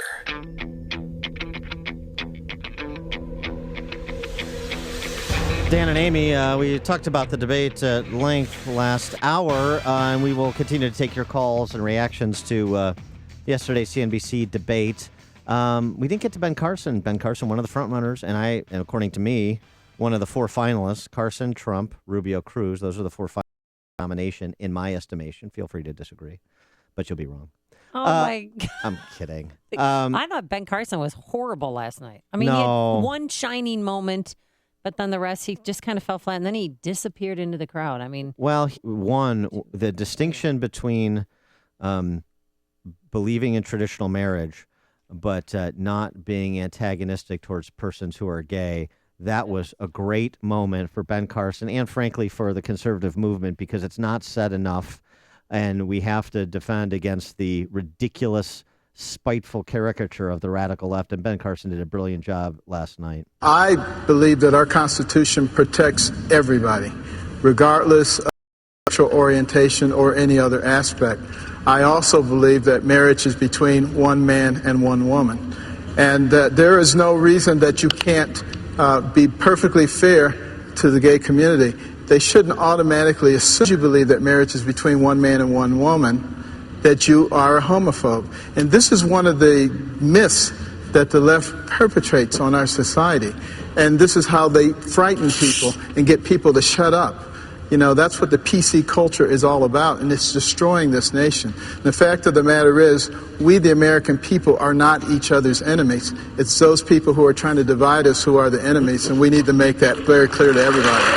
Well said, and of course, following up on that substantive statement with more discussion on topic, the moderator went to this company that Carson was affiliated with, did a couple of speeches for. He's on their website. Right, and wanted to kind of get into in terms of whether Carson was endorsing this company that had gotten into some legal wranglings, and like Carson was somehow responsible, and they used his image on their website, and on and on and on. But the cavalry came for Ben Carson in the form of the audience. This is great. If somebody put me on their homepage, they did it without my permission. Does that not speak to your vetting process or judgment in any way? No, it speaks to the fact that I don't know that it's going. See, they know. Nice restraint on Ben Carson. When the audience is booing your opponent, don't interrupt. This is the morning show more Chicago radio listeners are choosing. This is Chicago's on AM 560. The Answer. Your audiovisual experience is one that's supposed to be enjoyable. If your home or office lacks the big-time performance you really need, it's time to be shocked with options from Sound Design. Sound Design has the technical background to build it all. They know the value of seeing a project through to the end, and Sound Design will stick with you until you're satisfied, even post-job. Home theaters, office video, and sound design. Sure, you can go order equipment from a big box store, but then what? Yikes. Sound Design knows they set the industry standard. This is a company that will take a potential new customer to a current customer space to show off their handiwork. That's why people rave about audio and visual solutions from Sound Design. Be sure to get a demo of the Bang & Olufsen speaker. Sleek design meets amazing sound and function. You can visit sounddesigninc.com, but if you really want expert answers to your questions, call 630-548-7000. That's 630-548-7000. Sound Design, where quality service service and installation makes the difference. If you could choose any school from which to earn your college degree and be on your way to a better life, would you choose a school the Wall Street Journal recognized for producing some of the best qualified graduates? One that Princeton ranked as a leader in undergraduate education? And one U.S. News & World Report named #1 in the nation for innovation ahead of both MIT and Stanford? Discover why Arizona State University is a clear choice for your future. In addition, AS for 100 graduate and undergraduate programs you can take 100% online and on your schedule. You'll receive the exact same curriculum, degree, and prestigious faculty as our on-campus students. For information, call 1-800-720-2358. U.S. News & World Report also ranked ASU in the top 10 best places to earn an online degree. So get started today and learn to thrive with Arizona State University online. Call today at 1-800-720-2358. That's 1-800-720-2358. AM 560, The Answer. Coming up on Chicago's Morning Answer. Good news, I have some place to stash my figurines, the Lucas Museum. We'll talk to Kristen McQuarrie from the Chicago Tribune editorial board at 6:36 about that, Rahm's tax hike, the budget, the state budget impasse, and all things catastrophic in Illinois. Yeah, and the catastrophic information that's new this morning. Rahm's going to run again for a third term. Dear Lord. But first, let's go back into the newsroom and say hello to Mike Scott. Amy and Dan, good morning. Winds out of the south at 18. That gives us a wind chill this morning of 24 above. Secretary of State John Kerry is in Vienna for talks on ending the Syrian war. Iran is taking part in those talks. Violence between the Israelis and Palestinians enters week number 6. Israeli police say forces shot and killed a 23-year-old Palestinian man today, soldier in the head, and then tried to attack another security officer. The Coast Guard suspending its search this morning for 3 missing on board a single-engine aircraft that crashed Monday into the Mississippi Sound. Republican presidential candidate Marco Rubio says attacks by fellow candidate Jeb Bush during last night's CNBC debate are just a political ploy. When you signed up for this was a 6-year term, and you should be showing up to work. I mean, literally, the Senate, what is it, like a week? You get like 3 days where you have to show up. You can campaign or just resign and let someone else take the job. Rubio then called a Florida newspaper's call for his resignation another example of media bias. In 2008, Barack Obama missed 60 or 70% of his votes, and the same again. So this is another example of the double standard that exists in this country between the mainstream media and the conservative media.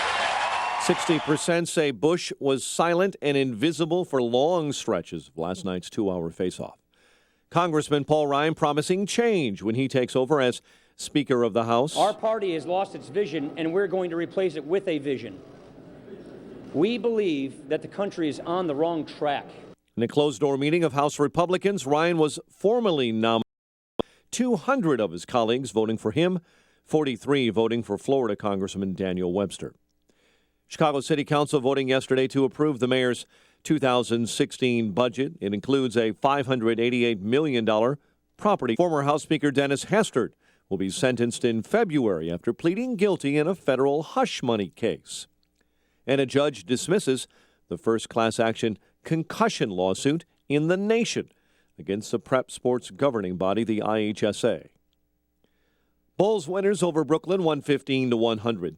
Johnny Cueto, a 2-hitter. Royals take a 2-0 series lead with a 7-1 win over the Mets. The news, a service of Mothers Against Drunk Driving. For victims of drunk and drug driving, the grief is unique, but you are not alone. MAD is here to help. Call their 24-hour victim helpline, 877-MAD-HELP, or madd.org. A check of traffic and weather on the way next of 60. Sean Hannity says even Obama can't defend Hillary's email scandal. He even legitimized the email scandal by saying it was legitimate. Asked if he agrees with Bill and Hillary that it's not a big deal, he said, well, it's important for her to answer these questions to the satisfaction of the American public and let them make up their own minds. So Obama, let me interpret, threw her down the stairs last night. The Sean Hannity Show. Afternoons at 2, right before Joe Walsh at 5 on AM 560.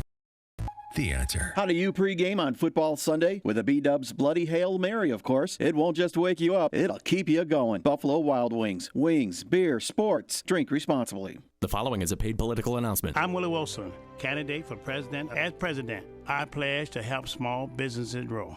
Paid for by Willie Wilson 2016. I'm Lex, CEO of Balance of Nature. At Balance of Nature, we believe in real communication. Whether you call into the office or hear a success story on the radio, you can be sure it's real, unsolicited, and unscripted conversation. I had anemia. That's when I got on to Balance of Nature. Then when I came off it, I got anemia again. That's one of the reasons I got back on it. I said, you know what, let me call them up and let me start doing the right thing. I made a mistake by getting off it. I think this is a good product, and I'm going to just stick with it. When you can give your 31 different fruits and vegetables in their 100% natural, whole food form, you receive the unmatched balance of nutrition. Call toll-free 800-2468-751. That's 800-2468-751. Or go online to balanceofnature.com and be sure to enter promo code CHICAGO. It's that time of year. There's going to be a lot that scares you. Replacing your windows shouldn't be one of them. Right now, get 2 windows for the price of 1. Plus no money down and no interest until 2017. Say goodbye to high heating bills with energy-efficient windows from Feldco. Hurry, this treat and 2 windows for the price of 1 ends Saturday. Call now. For quality doors, call 866 for Feldco. Cornerstone National Bank believes trust, service, and relationship is the foundation of a business banking partnership. Cornerstone National Bank and Trust Company, where you belong. Visit cornerstonenb.com. Member FDIC. Listen to AM 560 on your mobile device. Now available on iHeartRadio. Online at iHeartRadio.com. 637 in our Chicago RadioDeals.com traffic center. Here is Jim Talamonte. Thanks, Mike. The inbound Edens runs 23 minutes. Lake Cook to Montrose outbound 21. The Kennedy, 27 minutes. O'Hare to downtown outbound 35. The Eisenhower, out 45 minutes. Thorndale to the Loop outbound. It's really slow from the Des Plaines River Bridge to Kedzie, then from the Ryan to Lakeshore Drive. 56 minutes. 3:55 to the drive outbound 35. Ryan, 25 minutes. 95th to downtown. I-57, 27 minutes. I-80 to the Murray, Bishop Ford, 35. Northbound Tri-State slow, 115th to 87th. Plainfield Road to Ogden, from the Reagan Tollway to North Avenue. Traffic Service of Illinois Partners for Clean Air. Why waste time and money idling in traffic? Catch up on your to-do list or connect with friends while riding public transit. You even save up to $975 per month. Learn to breathe easy and save easy. The Illinois Partners for Clean Air at cleantheair.org. Traffic answers when you need them most. I'm Jim Talamonte, AM 560, The Answer. Chicago's morning and your official Chicagoland weather forecast from the aircomfort.com Weather Center. Air Comfort, your commercial HVAC solution provider. Morning showers in spots, otherwise cloudy and very windy, a high near 50 today. It is 38 at O'Hare, winds out of the south at 18 with gusts up to 33 miles an hour this morning. Next news at 7. Chicago's Morning Answer with Dan and Amy continues next on AM 560, The Answer. This hourly segment is brought to you by Kelly Financial Services, helping you secure your financial future today. Visit kellyfinancialservicesinc.com. If you're talking about it, I'll be talking about it. Dennis Prager here, joined right here on AM 560, The Answer. Dan Proft, Amy Jacobson. So kind of some exciting news yesterday, and just in time for the holidays. Well, for episode 7, The Force Awakens, Star Wars. Oh, right, yeah. which comes out December 18th. Not that anyone is looking forward to it. Well, you but still I do have your Star Wars posters on the wall, right, from your childhood? And I have laid out my Han Solo costume, which I will wear when I attend the premiere of the Star Wars Force Didn't you Awakens. date Princess Leia? You guys went to prom together. I am many years the junior of one Carrie Fisher, please. And I'm more of a Chewie guy. For more on the Lucas Museum, which was green-lighted yesterday. And by the way, big property tax hike. Kristen McQuarrie from the Chicago Tribune editorial board. Kristen, thanks for joining us. All right. First of all, it is not a Star Wars museum. It is the George Lucas Museum of Narrative Art, and it's basically going to be the largest garage sale of crafts on the lakefront that the city gave away for the astounding price of $10 for a 99-year lease. to the George Lucas Museum. That seems right in line with the parking meter deal. Right. I mean, apparently we think in 99 years, people are still going to be interested in George Lucas long after he is dead and gone. But obviously the Tribune editorial board has been opposed to this project. It's a monstrosity on the lakefront in the most, some of the public land on Earth. And yes, the city council approved it yesterday. There were a handful of no votes. Kirsten, you're obviously underestimating the force, and particularly the force of Melody Hobson. Well, exactly. I mean, these are some clouded people. George Lucas's wife is a good friend of the mayor, and I'm sure that had some influence over it. But, I mean, you've seen the design. I just think it's very offensive. We actually had George McCaskey in yesterday to talk about something different with the Bears. And, they finally negotiated the parking lot. There will still be room for tailgaters, but they will be on the other side of Lakeshore Drive. So if the design doesn't offend you, as tailgaters and Bears fans, we could be offended there. It looks like a toilet bowl. Well, I mean, really. Well, but is there going to be enough room then in space for the Jay Cutler statue? No, okay. I use that parking lot right south of McCormick Place, so that is where the Lucas Museum is going to be. And is there going to be any parking at all on that level, or is it going to be underground? You use it for what? Oh, for 5Ks when in the wintertime. And, of course, for my favorite pastime, lawn bowling? No, tailgating. Yes, of course. Yeah, I agree. I mean, don't touch my tailgating space. There is still some parking lot space just south of Soldier Field, but most of the parking and tailgating slots will be moved across Lakeshore Drive. Oh. But this is going to bring in something. Let's see. In terms of the numbers we need, this is probably going to bring in the $30 billion we need to cover the unfunded liabilities in the city. I mean, we'll see. I don't have a lot of faith that the city negotiated or thought this through. Like I've said, this is really George Lucas kind of bringing his art collection because he needs a place to put it on the it is Star junk. Wars. You described it beautifully. I mean, it is junk. It's movie posters. Lightsabers are not junk. Well, the movie posters is strange because he had a lot of clutter in his garage. He doesn't know where to store this place. San Francisco said no. That's his hometown. The Millennium Falcon, Chicago. not junk. But I'm just surprised. And my kids, I have to tell you, they're trying to become political, Kristen, and they could not believe that we gave it to them for $10. Why in the world didn't we charge them more? I know. We haven't learned our. The Park District has done this in the past, like Millennium Park. They gave away that park grill space to that owner, and it turned out to be a huge scandal, and it's been caught up in court. They pay $1 a year for that space there, and or garbage, it's unbelievable. I don't understand what you guys are complaining about. There's a simple solution to all of this. You just raise property taxes, and that's what happened yesterday at the city council as well, isn't it, Chris? Oh, nice pivot. Thank you. Yes, $755 million tax and fee hike was approved yesterday with 36 yes votes on the budget. Somebody dropped off on the actual spending plan, but overwhelmingly, supported. He 6 votes, and he got considerably more than that. And that is indicative of the courage that Tiny Dancer and his dancers in the city council have to raise taxes, because I'm told, as I understand it, that the way to demonstrate you have political courage is to continue spending at current levels, maybe increase, but really it's the big tax increases that demonstrate how responsible you are. Well, right. I mean, you almost had to laugh watching the proceedings yesterday, or you might have cried, but to be lectured by some of these longtime aldermen like Carrie Austin, who's been on the city council since 1994, Ed Burke, who's been on the council since 1969. All these people who've approved over and over again the borrowing, the spending, never double-checking numbers from City Hall, being spoon-fed, every budget that they've passed, standing up on the floor and lecturing us about, what is the response that is to raise your taxes. Here, bravo. Did anybody, there was a list of no's. Anybody substantial or that caught your or piqued your interest saying, hey, that might be a strong leader in the future?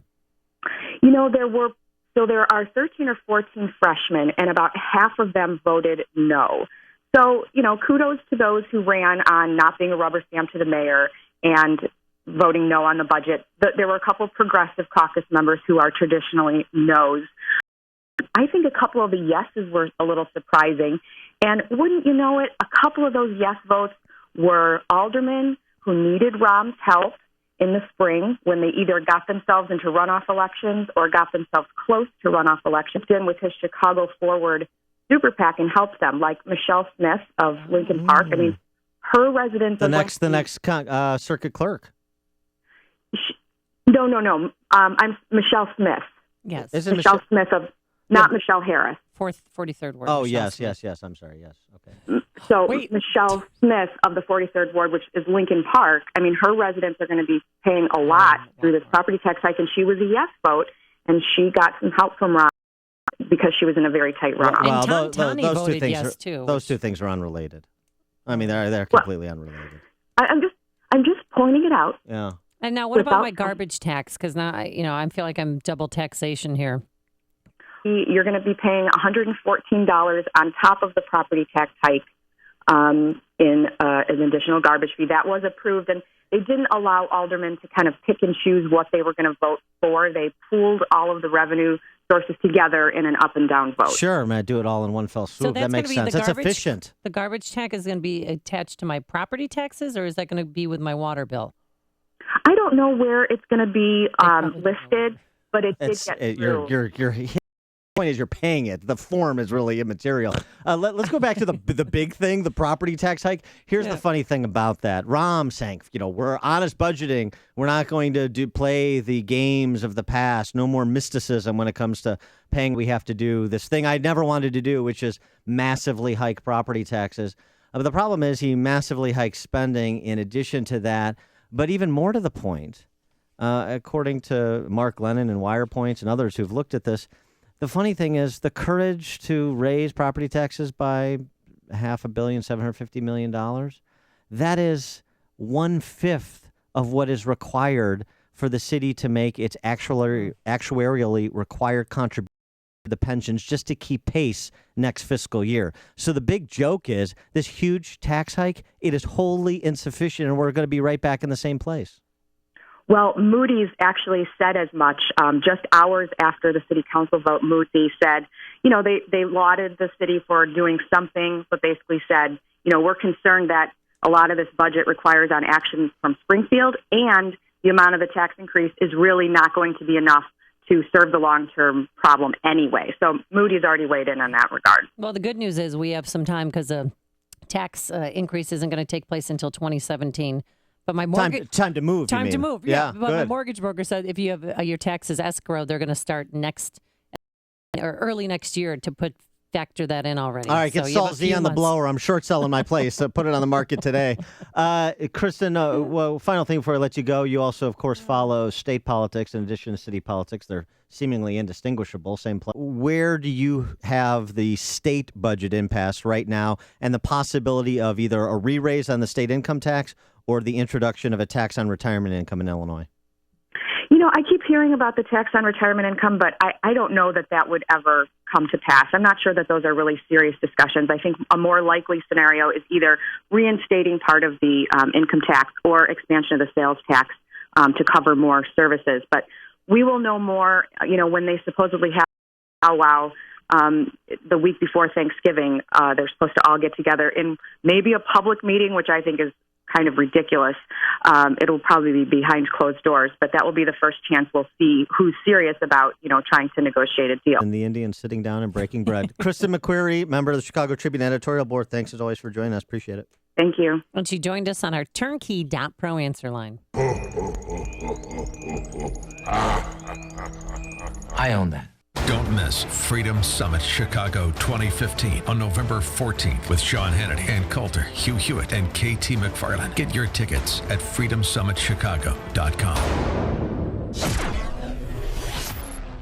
If we now, we can find a great candidate to run against Rahm in 2019. Because when he was leaving the city council meeting after he raised our taxes yesterday, somebody asked him if he's going to run for a third term, and he said, "Yes, I'm in for 2019." How do you like the sound of this? Mayor Dan Croft, huh?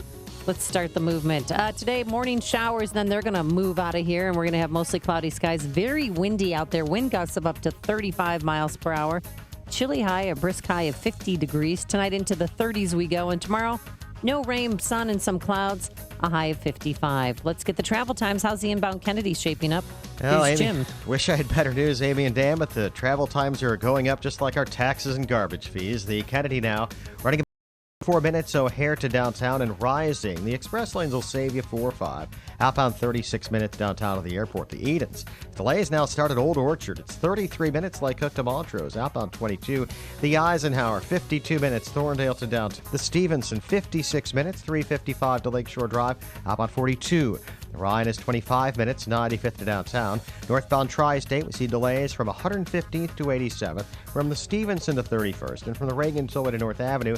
Adams Tollway, slow Roselle to Meacham and Elmhurst to Lee. Veterans Memorial getting heavier with delays from before 63rd up to the Reagan Tollway. Jim Talamonte, ChicagoRadioDeals.com Traffic Center. Now it's time for the Lou Dobbs Financial Report brought to you by Mutual Fund Store. I'm Lou Dobbs. Earnings and the initial reading on third quarter GDP growth in focus on Wall Street today, and we're watching crude oil trading near $46 a barrel. Those stories next. Health Markets Insurance Agency is the DBA of Inspire Insurance Solutions Incorporated. Licensed varies. Agents may be compensated on enrollment. Attention Americans eligible for Medicare. Medicare plans are changing. New plans are now available that could increase your benefits and lower how much you pay. At Health Markets, our free service can help you find the Medicare plan that's right for you without the guesswork. Even if you're currently enrolled in a Medicare plan, you may be paying more than you need to and missing out on important benefits. This year's Medicare plan changes could mean more coverage and lower costs. But enrollment is not automatic. Call Health Markets today and we'll search thousands of Medicare plans from leading insurance companies. Plans that may cost and cover more, with lower copayments, more choices like dental and vision care, and the freedom to see the doctors you choose. Best of all, our service is free. Don't let the Medicare deadline pass. Call Health Markets and let us find the right Medicare plan for you without cost or obligation. Call 800-385. 800-971-0385. 800-971-0385. Investors hope earnings and economic reports are strong enough to extend yesterday's rally on Wall Street. Investors reacting to quarterly results from Aetna, Amgen, GoPro, MasterCard, PayPal, and Time Warner Cable. Amgen higher in extended trading after topping Wall Street targets, boosting its full-year earnings guidance. GoPro's miss on both top and bottom line targets drove its stock down double digits at trading. The initial reading on third quarter GDP could be a key driver of the market today. Investors also considering reports on weekly jobless claims and pending home sales. We'll see whether the crude oil market builds on yesterday's more than 6% rally. It's trading today near $46 a barrel. Please join us for Lou Dobbs tonight, 7 and 11 Eastern on the Fox Business Network. This is the Lou Dobbs Financial Report. So, I'm retiring today. Freedom! I hate goodbyes, so I've hired singers to follow me around and bid my coworkers farewell. It's John's last day. Okay, let's get started. Here's Tom. Your pranks were amazing, despite what HR says. Susan. Your homemade cookies blew his mind and diet. Finally, Dave. You never judged him for his popcorn burning. Yeah, I'm gonna miss you guys. Ready to give your swan song at work? We'll sit down with you one-on-one to talk about your goals. Then we'll put a plan in place to help get you on track. Finally, we'll keep a close eye on your account to make sure you stay on track. Discover how within reach your retirement could be for you with a free portfolio review and consultation. Hi, I'm Matt Personette with the Mutual Fund Store in Chicagoland. Call me at 888-498-3636 or visit mutualfundstore.com and let's talk about your financial goals today. There are two kinds of pain. Pain that goes away and the worst kind. Chronic pain. If you suffer from chronic pain, life is not complete and it can be miserable. Unfortunately, most people use narcotics that mask the pain. You need to find the source of the chronic pain and get relief. This is Dr. Ken Candido of Chicago Anesthesia Pain Specialists. We're serious players in the management of pain, and our team are national leaders as well as being educators in the treatment of pain. We will work with you to diminish or eliminate your pain and help you get your life back. You know, there's a nationwide narcotics epidemic, and people are too quick to mask over chronic pain instead of looking for the cause and treating or eliminating the pain. Contact us. We will help you. Go to mypainchicago.com. Call and make an appointment with some of the best pain people in the nation, located here in Chicago. mypainchicago.com. You or someone you know suffers in the suffering of chronic pain. mypainchicago.com. Let's make you pain-free. AM 560, The Answer. So time is running out. Freedom Summit 2015 taking place on Saturday, November 14th at the Westin Chicago Northwest in Itasca. The lineup includes, are you ready, Dan? Yeah, I am. Sean Hannity. Heard of him. Hugh Hewitt. Heard of him. K.T. McFarland. I can't wait to meet her. Guy Benson. Katie Pavlich. And Ann Coulter, who will be on this program this morning at 8:08. Yeah, I'll be fetching coffee. So just when you come to Freedom Summit, you just tell me how you like it, how much cream, how many sugars. Not a problem. I'm going to be parking cars this year. So if you want to see that and drive on up, visit freedomsummitchicago.com for more information to get your tickets. We have 2 different categories of tickets. So this event always sells today. Visit freedomsummitchicago.com for more information. And guess what, Dan? Right now, be caller number what? 10 for the number of Republican candidates in yesterday's debate. How about that? There you go. Caller number 10 will win tickets to Freedom Summit Chicago. 312-642-5600 is the number. Caller 10 wins tickets to Freedom Summit Chicago. 312-642-5600. Stories you need to know to start your day. This is Chicago's Morning Answer on AM 560. The Answer. For missing teeth, dental implants are wonderful. The advantages are fantastic. They really are just like what you probably don't know is that not all implants are the same quality. And there are a lot of unqualified people doing implants. This is Brian DeWolf. I have 2 implants from Fox River Periodontics. I had one. I was happy with it. We're at 60 seconds. The wall is peanuts by comparison. We're at 60 seconds, but I got to ask you, you talked about your tax plan. In my mouth. You say that it would not increase the deficit because you'd cut taxes $10 trillion attached to them. So this campaign so far by promising to build a wall and make another country pay for it. Completely. We're at 60 seconds. The wall is peanuts by comparison. We're at 60 seconds, but I got to ask you, you talked about your tax plan. You say that it would not increase the deficit because you cut taxes $10 trillion and the economy would take off like... Dr. Neruzzi, I personally guarantee your happiness with your implants. Go to implantsforme.com. It's time to get out of the suburbs and enjoy all that Chicago Lakefront has to offer. Visit chicagoradiodeals.com and find a fabulous entertainment cruise for 2 on Lake Michigan. For only $139, you can enjoy an evening for 2 on the Spirit of Chicago. It includes dinner and dancing while taking in the stunning views of the Chicago shoreline. For something completely different, experience the best dance club on the water. Take a Blue After Dark Moonlight Cruise on the Mystic Blue. Featuring late night hors d'oeuvres and an interactive DJ, this is perfect for a girls' night out or a date night. The Mystic Blue certificate is valued at $176.88. Now, all of these cruise deals are for 2 people for the price of 1. Romance and fun are in the air and on the water this fall. Brought to you by ChicagoRadioDeals.com. That's ChicagoRadioDeals.com. Coming up on Chicago's Morning Answer with Dan Proft and Amy Jacobson. My 2 favorite pundits this election cycle, the ladies, Diamond and Silk, hosts of The Viewer's View, join us at 7:07 with their take on what happened last night. And we'll get her take on the debate. Ann Coulter joins us at 8:08. But first, let's go back into the newsroom and say good morning to Mike Scott. Amy and Dan, here are the stories that we're watching. We'll follow up on yesterday's City Council vote to approve Mayor Emanuel's budget. Former House Speaker Denny Hastert will be sentenced in February. Chicago Board of Education is approving plans for 2 new charter schools in the city. And the Bulls beat Brooklyn last night to go 2-0 on the young NBA season. Morning shower in spots, otherwise mostly cloudy, very windy today, high near 50. WIND Chicago News Time is 7 o'clock. Fox News Radio, I'm Dave Anthony. Republicans say it was a perfect example of the liberal media at work. It's outrageous. It is so blatantly obvious that the bias is so deep. The moderators last night were awful. Marco Rubio and Chris Christie the morning after a debate featuring questions that upset the presidential candidates. Fox News Radio's Jared Halpern was there, now live in Boulder, Colorado. Each other on tax plans, but united against those debate moderators. The leading Republican candidate, when you look at the average of national polls right now, is Donald Trump. When you look at him, do you see someone with the moral authority to unite the country?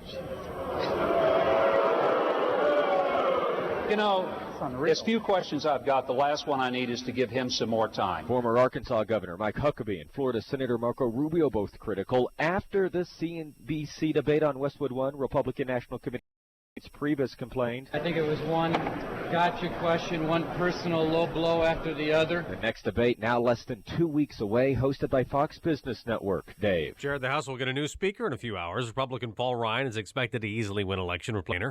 The Royals win again at the World Series. Fox News Radio's Jeff Manasseh was there, now live in Kansas City. A spectacular showing by Royals pitcher Johnny Cueto, who became the first American League pitcher to start and finish a World Series game in 24 years, holding the Mets to 1 run as the Royals rallied for 7 and taking Game 2. Great performance. Awesome. It's awesome. The Fall Classic heads. Folks, we got to wake up. We cannot somebody that doesn't know how to do the job. Dave. Effectively, it's day trading without any regulation. The rate is going to be much closer to 15. When you signed up for this was a 6-year. Despite Joe Kennedy being ordered to stop his public displays. Let me be clear. Stage. Fair and balanced. Mostly cloudy, 39 degrees. Winds out of the west right now at 18 miles an hour.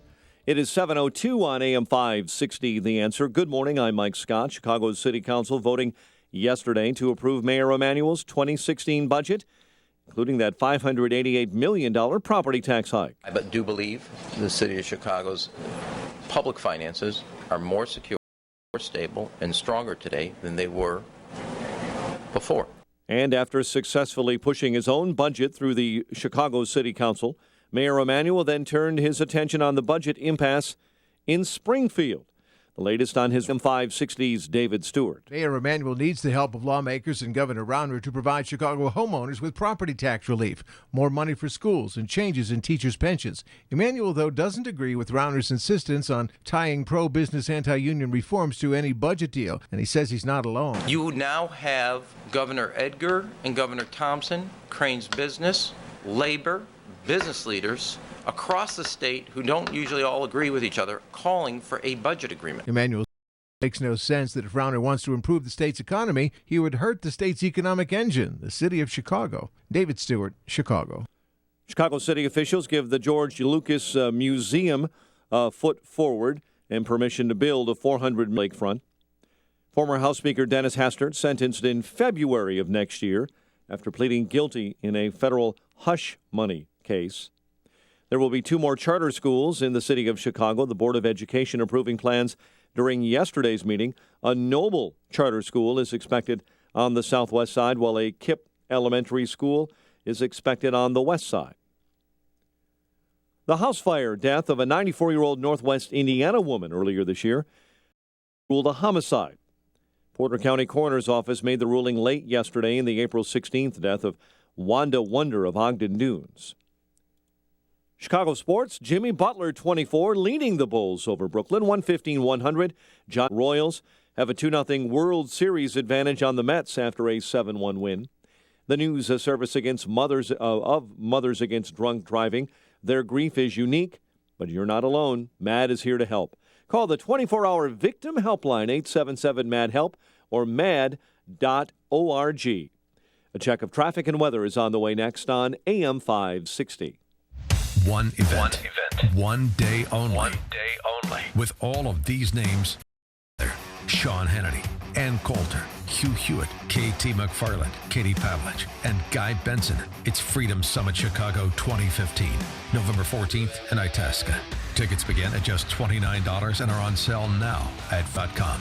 Don't miss this exclusive event. Go to freedomsummitchicago.com. That's freedomsummitchicago.com. SquareTrade does not cover lost or stolen items. Savings based on 2-year iPhone plan with 1 claim compared to Assyrian total equipment coverage as of August 10, 2015. Getting a new iPhone? Get this. Every 2 seconds, one of us accidentally breaks our phone. So protecting all the phones in your family is a smart idea. But if you have insurance through your wireless carrier, you're paying way too much. I'm Steve Abernethy, and I founded SquareTrade to give you a better choice. Phone insurance through your wireless carrier can cost as much as $11 a month. For a family of 4, that's $44 every month. Plus, up to $199 deductible when you break your phone. SquareTrade family protection plans come a month per phone with a much lower deductible. we can save your family over $500. Whether you've got a new iPhone or any other smartphone, stop overpaying for phone insurance and protect all the phones in your family with Square Trade instead. Protect all the phones in your family with Square Trade and save over $500. Visit squaretrade.com. That's squaretrade.com.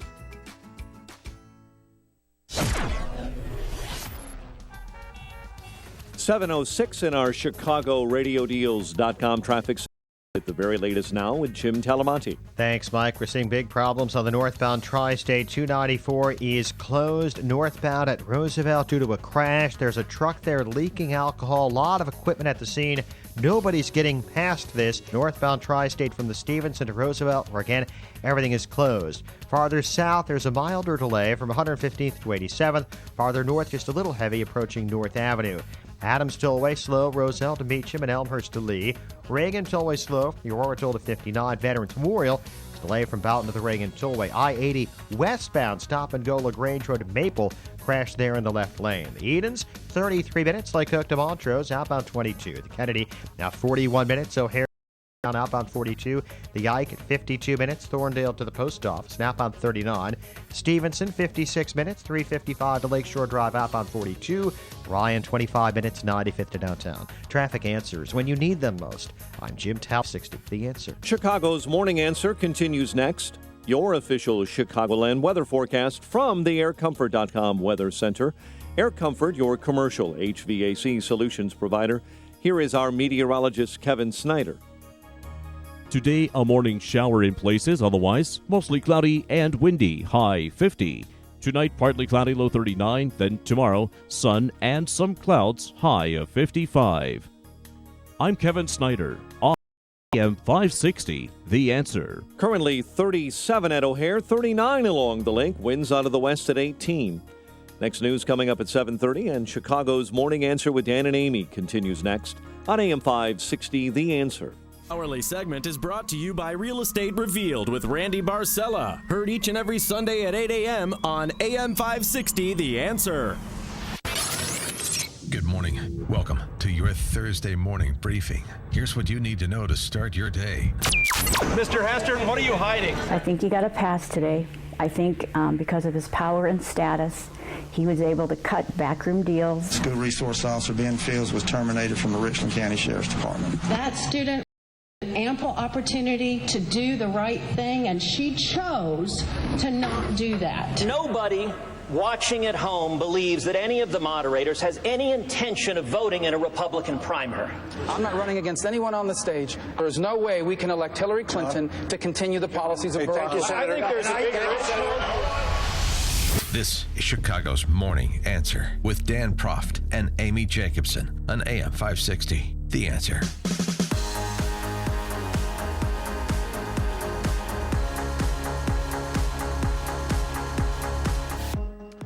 Good morning, Dan and Amy. I'll tell you, I thought Donald Trump had his best debate performance to date last night. I thought he was more polished, more restrained than he had been previously. He's kind of growing as a candidate. I mean, this guy picks up on things, and the more he does it, the better he gets.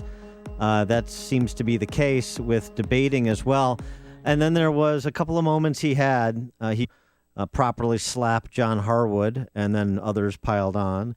And then at the end, he gets into this argument with Harwood about the length of the debate. It was a great moment for Trump. Our country doesn't win anymore. We used to win. We don't win anymore. We lose on trade. We lose with ISIS.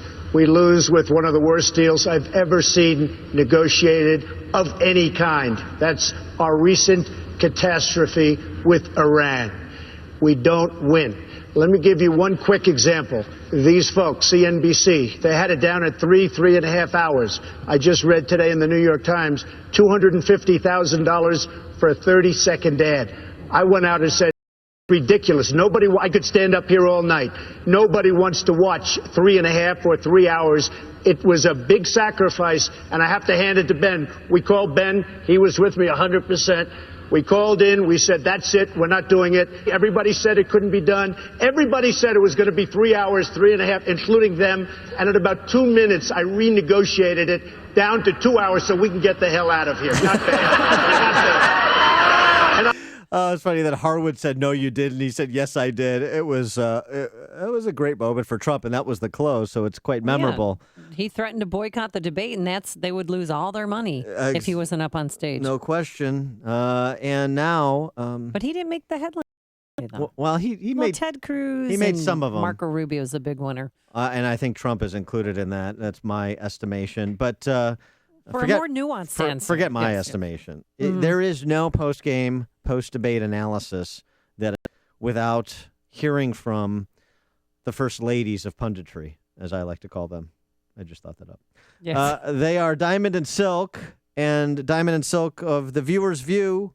Diamond and Silk of diamondandsilkinc.com. Join us now. Diamond and Silk, thank you for joining us. Thank you for having us this morning. Thank you for having us. So give us your reviews of last night's debate, in particular, your candidate, if he still is, Donald Trump. Oh, Donald Trump, most definitely. He did dang last night. Listen, I thought he was calm, cool, and collected, and he looked so presidential. I mean, why are we debating? Let's go ahead on and let's hold the election today, because it should have been Donald Trump, baby. Right. He did, and Donald Trump is not a debater. He's a negotiator. He gets the job done. Yes, baby. That's true. As you just heard, he negotiated the length of last night's debate, and he did so very well. But I did hear that, baby. Yeah. Don't you like to see the softer side of him, though? I mean, wasn't this new for you to see him last night?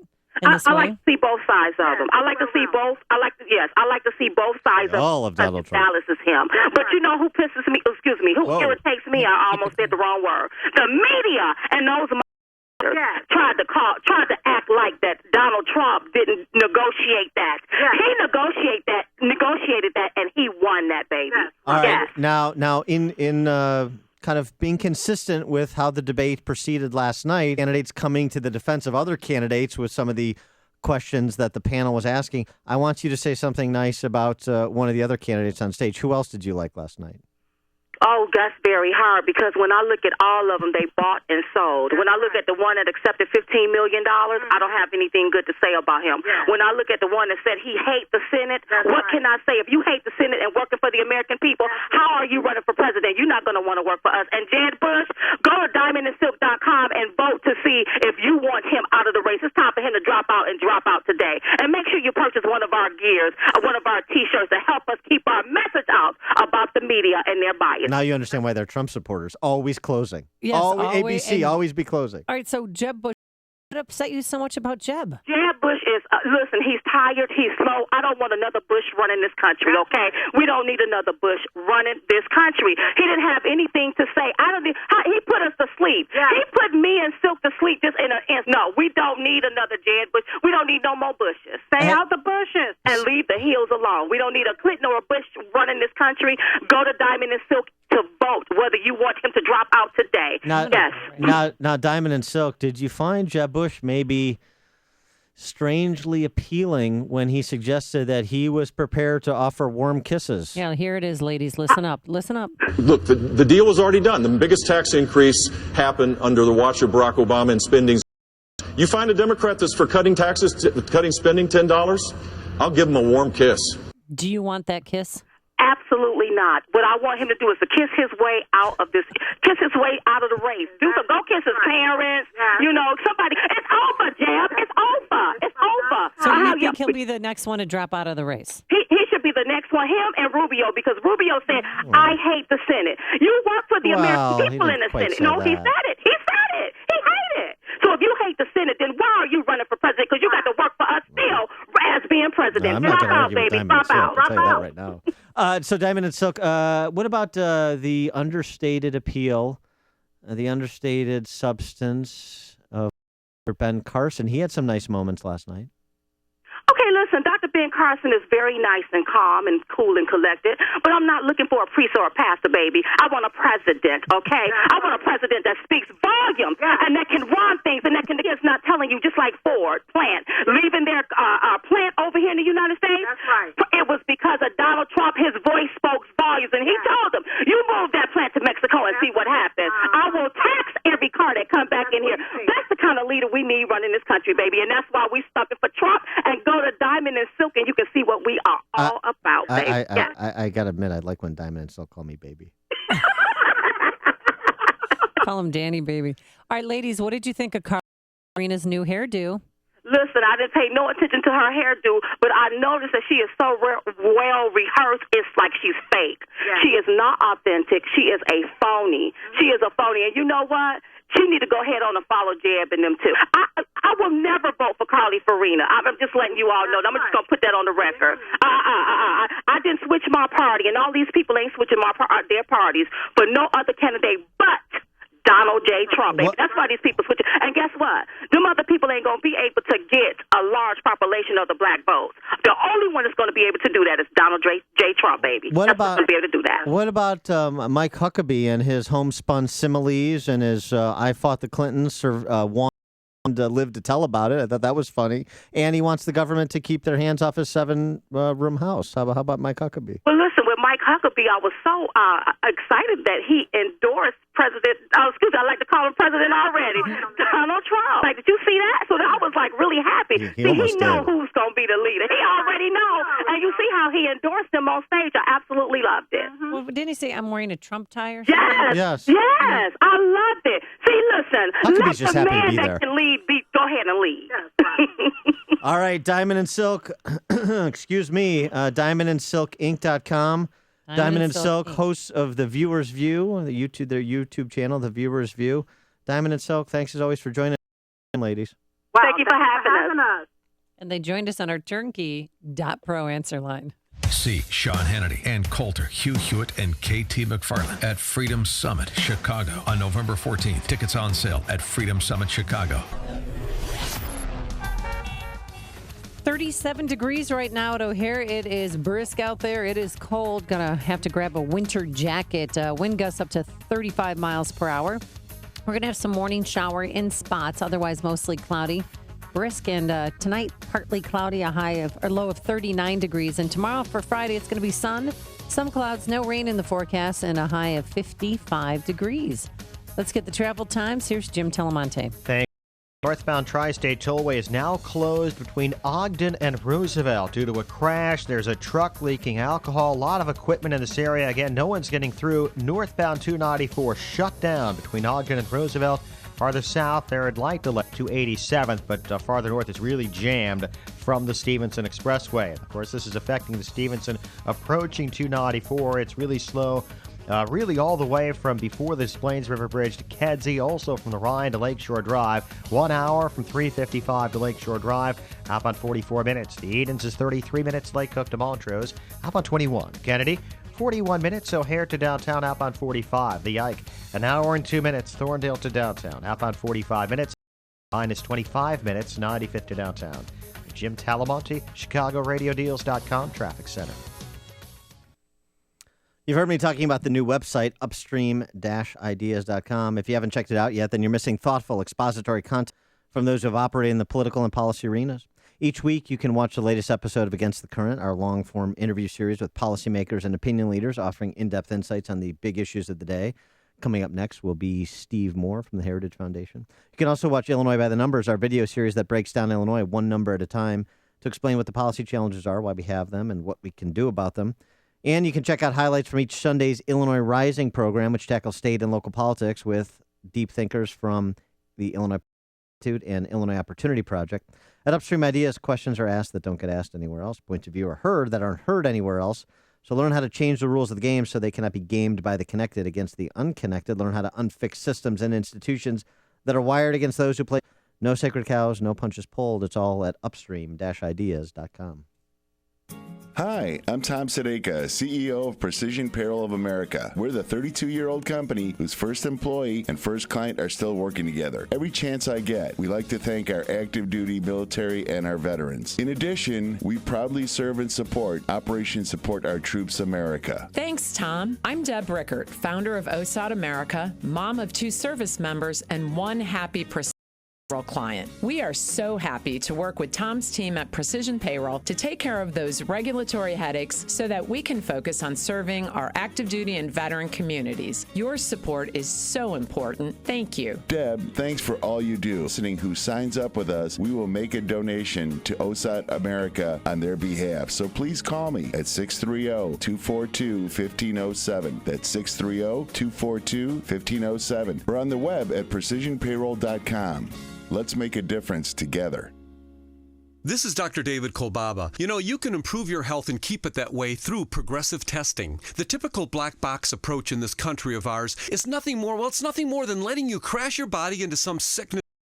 And you're left searching the wreckage for that black box. And then after the fact, you're treated with risky drugs, surgery, chemotherapy, and radiation, leaving you more compromised by the treatment. With progressive testing, we can uncover an existing problem or weakness in your body, even any sign or symptom. And then we'll take a more natural approach, specifically targeting the compromised organ or system, restoring your health once and for all. Over time, then we'll retest your body to verify your strategy is working. Call our HealthQuest radio hotline and tell us about a specific health concern, and we'll let you know what specific progressive assessment is best for a healthier you. Call 1-800-794-1855. Remember, your road to better health doesn't have to be predicated on sickness or disease. 1-800-794-1855. My name is Dr. Howard. I've recommended Balance of Nature for over 15 years because of the excellent results I see in my patients. Balance of Nature doesn't make any claims of treating or curing any particular disease, but I think the results. I hate veggies, so this was a perfect way to get vitamins and veggies that worked with my body.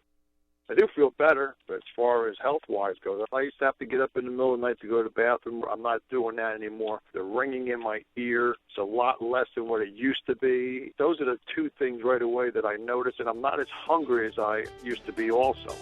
When you can give your body a full variety of 31 different fruits and vegetables in their 100% natural whole food form, you receive the unmatched balance of nutrition. Call toll-free 800-2468-751. That's 800-2468-751. Or go online to balanceofnature.com and be sure to enter promo code AM 560. The answer. Dan and Amy. So last night's debate and the post-debate chatter is all focused on how poorly run was the debate by the moderators, how antagonistic were their questions. But I thought it ended up being exactly what we talked about pre-debate, which is here's a little tip for all you Republican presidential candidates.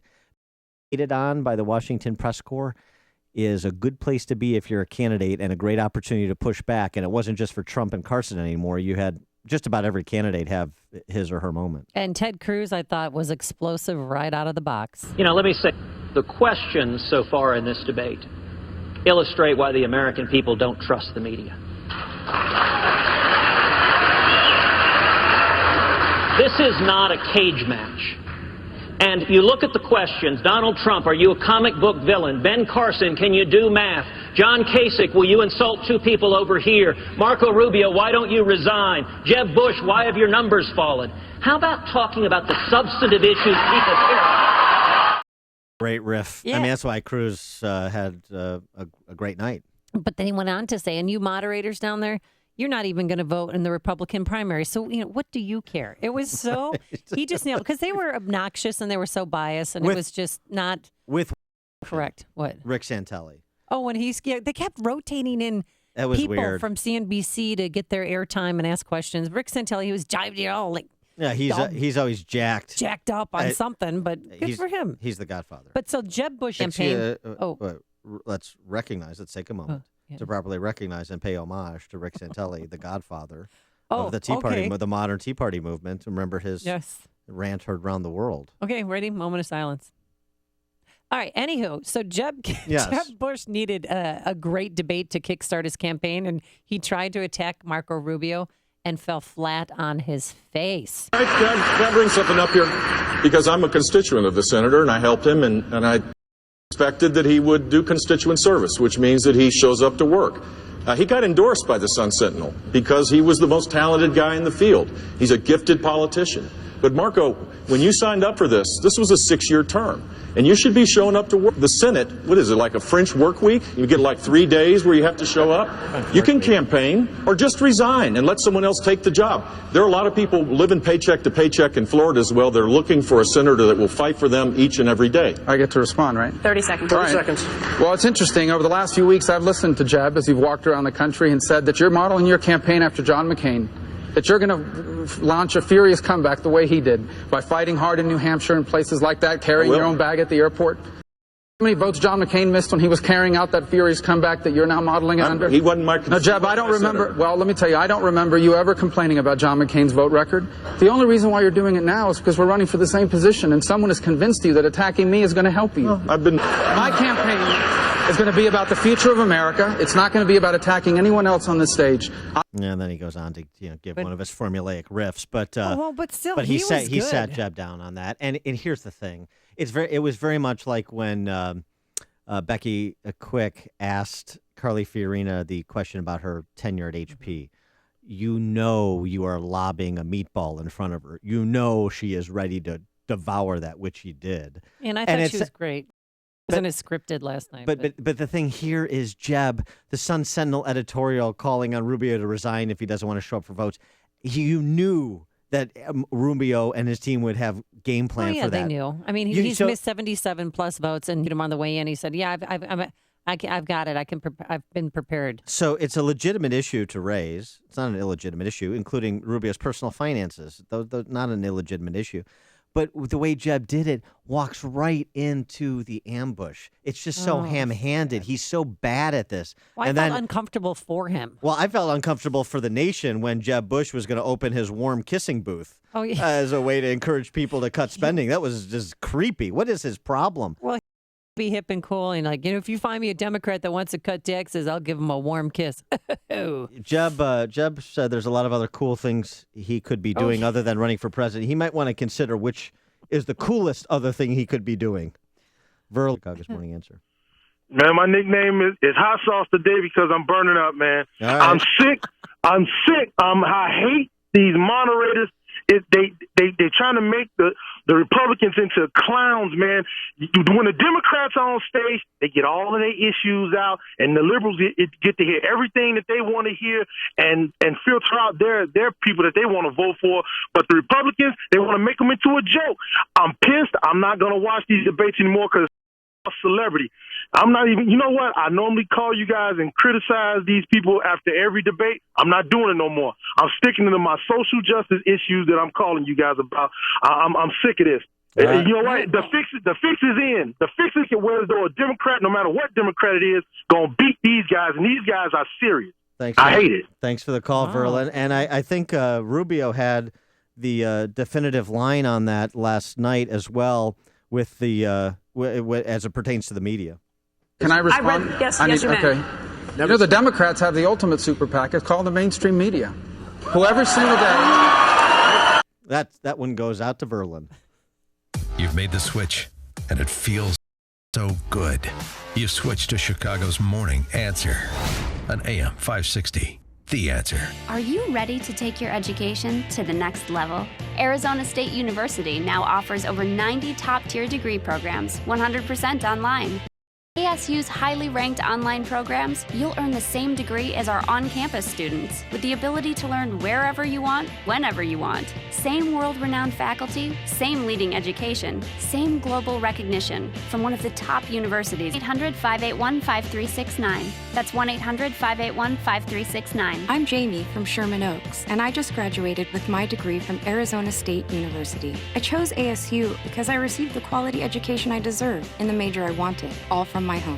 Jamie's not the only one to earn a degree from ASU. There are over 90 degree programs offered 100% online from one of the top universities. Now's the time to learn more about earning your degree online from Arizona State University. Call 1-800-581-5369. That's 1-800-581-5369. Hi, it's Dan Proft. Guys, when it comes to your health, do you know your numbers? You may know your blood pressure and cholesterol, but do you know your testosterone? I do. And Low T Center makes it easy. You walk in, take a simple blood test, and what's your number? It's private. It's HIPAA protected. I'm good though. I knew you were. Thank you. Continue. If you're a man over 40, which I are, and have noticed a decline in energy, stamina, or libido, you may have low testosterone. Low T makes you feel tired and grumpy, can raise your cholesterol and cause weight gain. Low T Center's experienced medical staff will educate you on the benefits and risks of testosterone replacement. At Low T Center, it takes just minutes for results, and services are covered by most health insurance. They even have convenient, flexible hours, so do yourself a favor.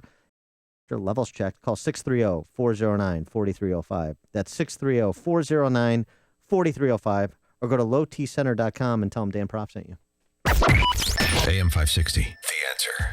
And coming up on Chicago's Morning Answer. Teacher strike we haven't talked much about, but we should. It's gone on for more than a month now. East St. Louis. We're going to talk to the spokesman for the school board down in East St. Louis about that teacher strike at 7:37. And then at 8:08, you won't want to miss it. Ann Coulter is going to be joining us, and she's also going to be appearing at freedomsummitchicago.com. Excuse me, Freedom Summit Chicago 2015. But if you want to get tickets, freedomsummitchicago.com. Let's go back into the newsroom now, though, and say hello again to Mike Scott. Amy and Dan, good 29 degrees. The violence between Israelis and Palestinians moves into week number 6.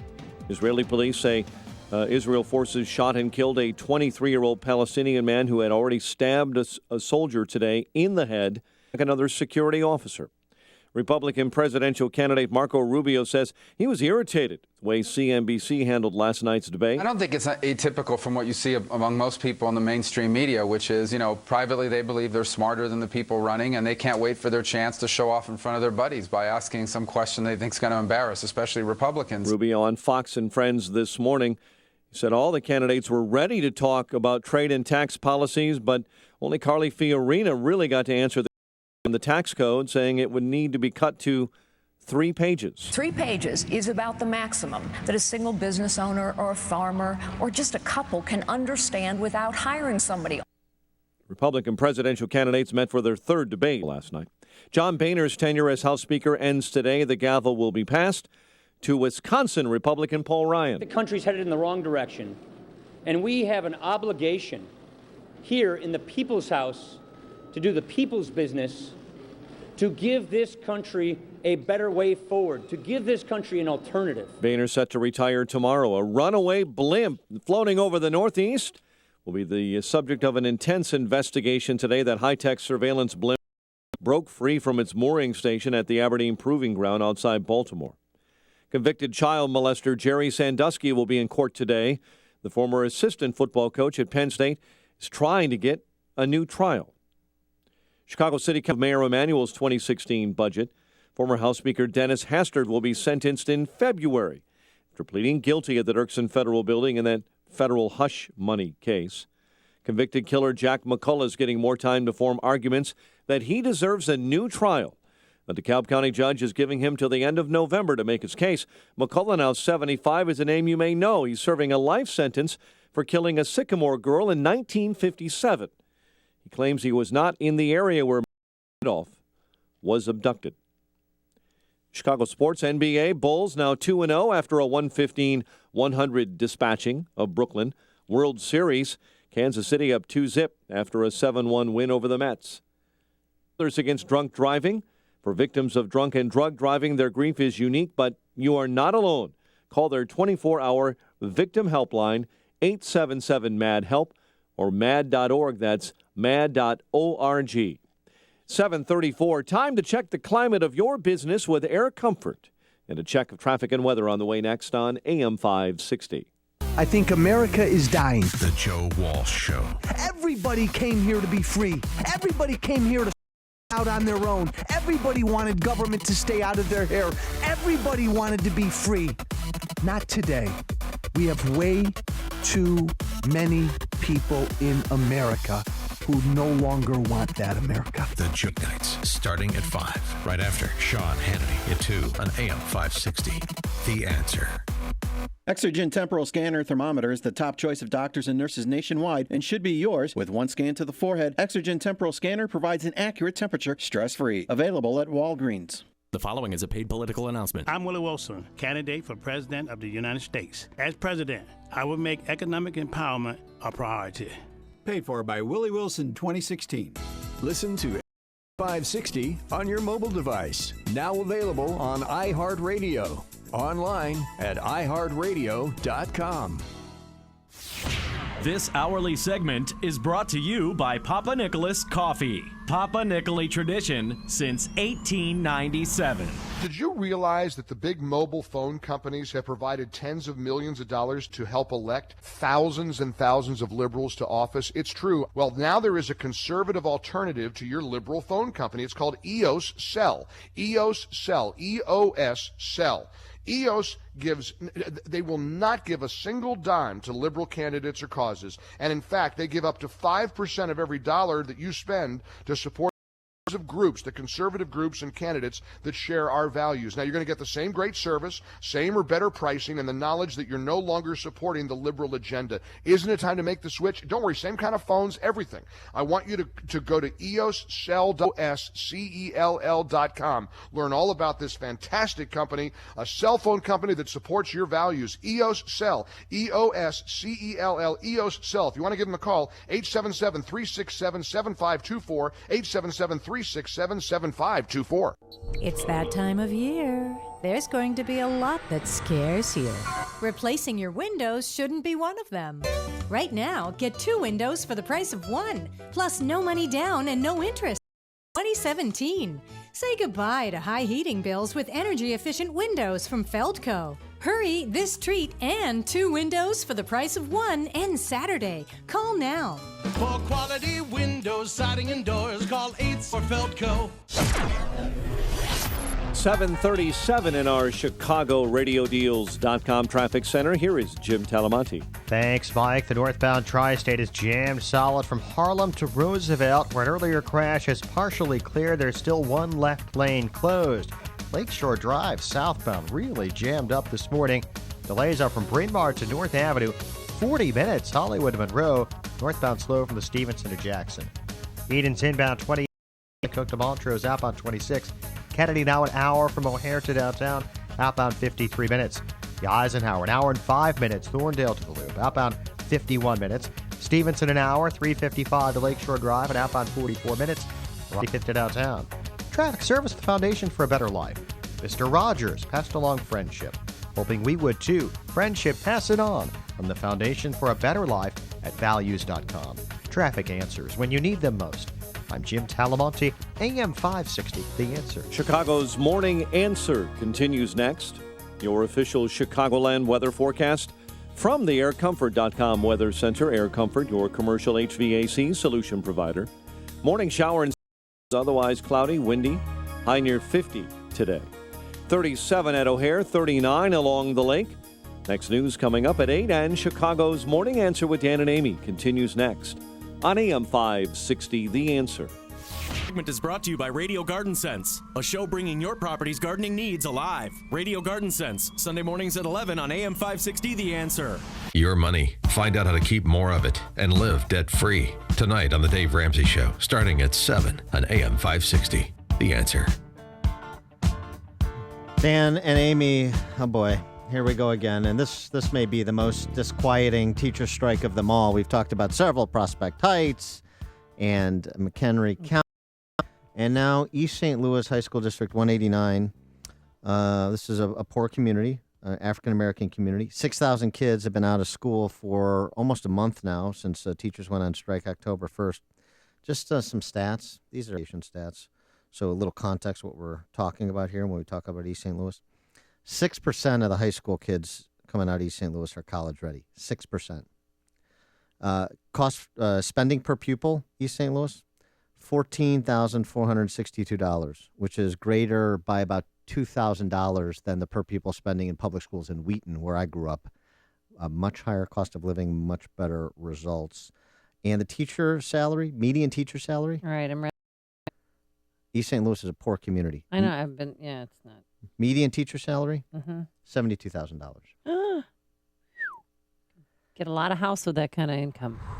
By the way, East St. Louis, the 189 understate the last half decade because of poor performance.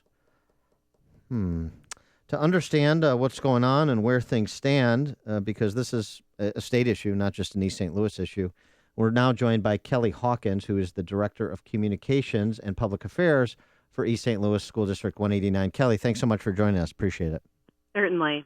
So tell us what the teachers want and where this impasse stands. Well, the impasse stands at STEP. We currently operate on a 11-step salary schedule, and we've offered proposals with a 21-step salary schedule to kind of speak to some of the finance, address some of the concerns that we have to make sure that we're able to continue to provide an education for students over for several years to come. And I'm sorry to interrupt, but I just wanted, because kind of the nomenclature of the bargaining may be lost on some. When we talk about steps, we're talking about raises. And according to a press release from your school district, the average annual step increase that's been proposed by the board, 3.8% for 2015, 26.1 and 16, 17, 2.6 in 17 and 18. That's the average step increase. So we're talking about substantial raises relative to the private sector and as compared to inflation that the board. Certainly.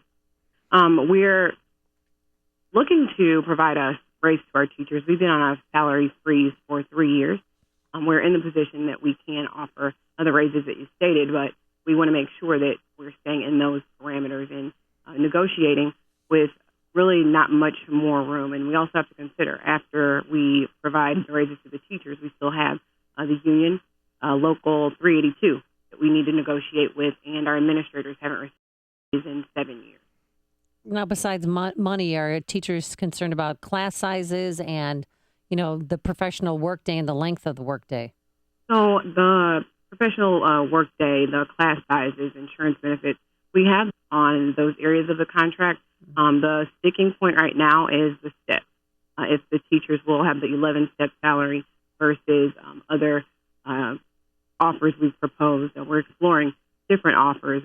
We've considered 12 steps, 15, 18, and then 21. So a gradual increase to try to get our students back in school, which right now is most important. But we have to also consider the larger community. We have to consider the tax. We have to be extremely responsible with our decisions that we're making fiscally. And when you talk about these steps, you're essentially talking about steps that required until you reach the maximum salary scale, right? Yes. Yeah. And you also offered for this year, 2014-2015 school year, a one-time non-compounding stipend of $2,000 for bargaining unit members. That was part of what was rejected as well. Seems like a lot of money on the table. What do the teachers want? So the teachers want to essentially, it'd be great if, from the teacher's perspective, if we could remain on that 11-step salary schedule. So you max out after 11 years. Right. After 11 years, you would max out and continue on top tier until you retire from the school district. So you have 6,000 kids who have been out of school for a month. What are they doing, and how are their parents handling this? So the culture in the community right now, the parents are anxious. Everyone's ready to get back to the school district. The union, of course, is expressed, and especially our students and parents. Right now in the school district, we've, of course, been out since October 1st. And in the school district, initially, we explored options. What can we do of support, given this really unfortunate situation? And then, of course, we weren't sure how long that we'd be out of school. But since we've been out of school for a month, we have a couple programs offered by the school district through grants. And our Gear Up program is a program for high school students, and we're offering academic enrichment on an off-site location at one of our community through one of our community partners. We're offering activity in the afternoon through that same program. So we service about 65 high school students through that outlet. We also partnered with several community centers. The community, we've received overwhelming response to the need of our students that traditionally offer after-school programming, who've opened up earlier in the day, as early as 8 o'clock, 9 o'clock, when kids would go to school. We also have, we're offering breakfast and lunch for our students at several locations throughout the community to make sure students have the their nutritional needs met. We have to consider those high school seniors. It's really important that they're still prepared for college. They're meeting deadlines. They're ACT. we have opened a writing workshop for our seniors through one of the local community colleges, and we've offered some support in writing essays and preparing for college, although they're out of their traditional school. I mean to be antagonistic, but 6% of East St. Louis high school seniors are college ready. Is that an accurate description? I'm sure that 6% according to your source, may be. Well, yeah, means like a 21 on the ACT or better. Right. And so 6%, yes, that is the indicator. That's where we stand right now. Also, no, go ahead. So I just wonder, the conversation with teachers with the median salary of $72,000, according to the Illinois State Board of Education, the conversation with teachers is the conversation between teachers and parents and school board members and administrators, what East St. Louis is producing versus what is being put into the system. Is that part of the conversation?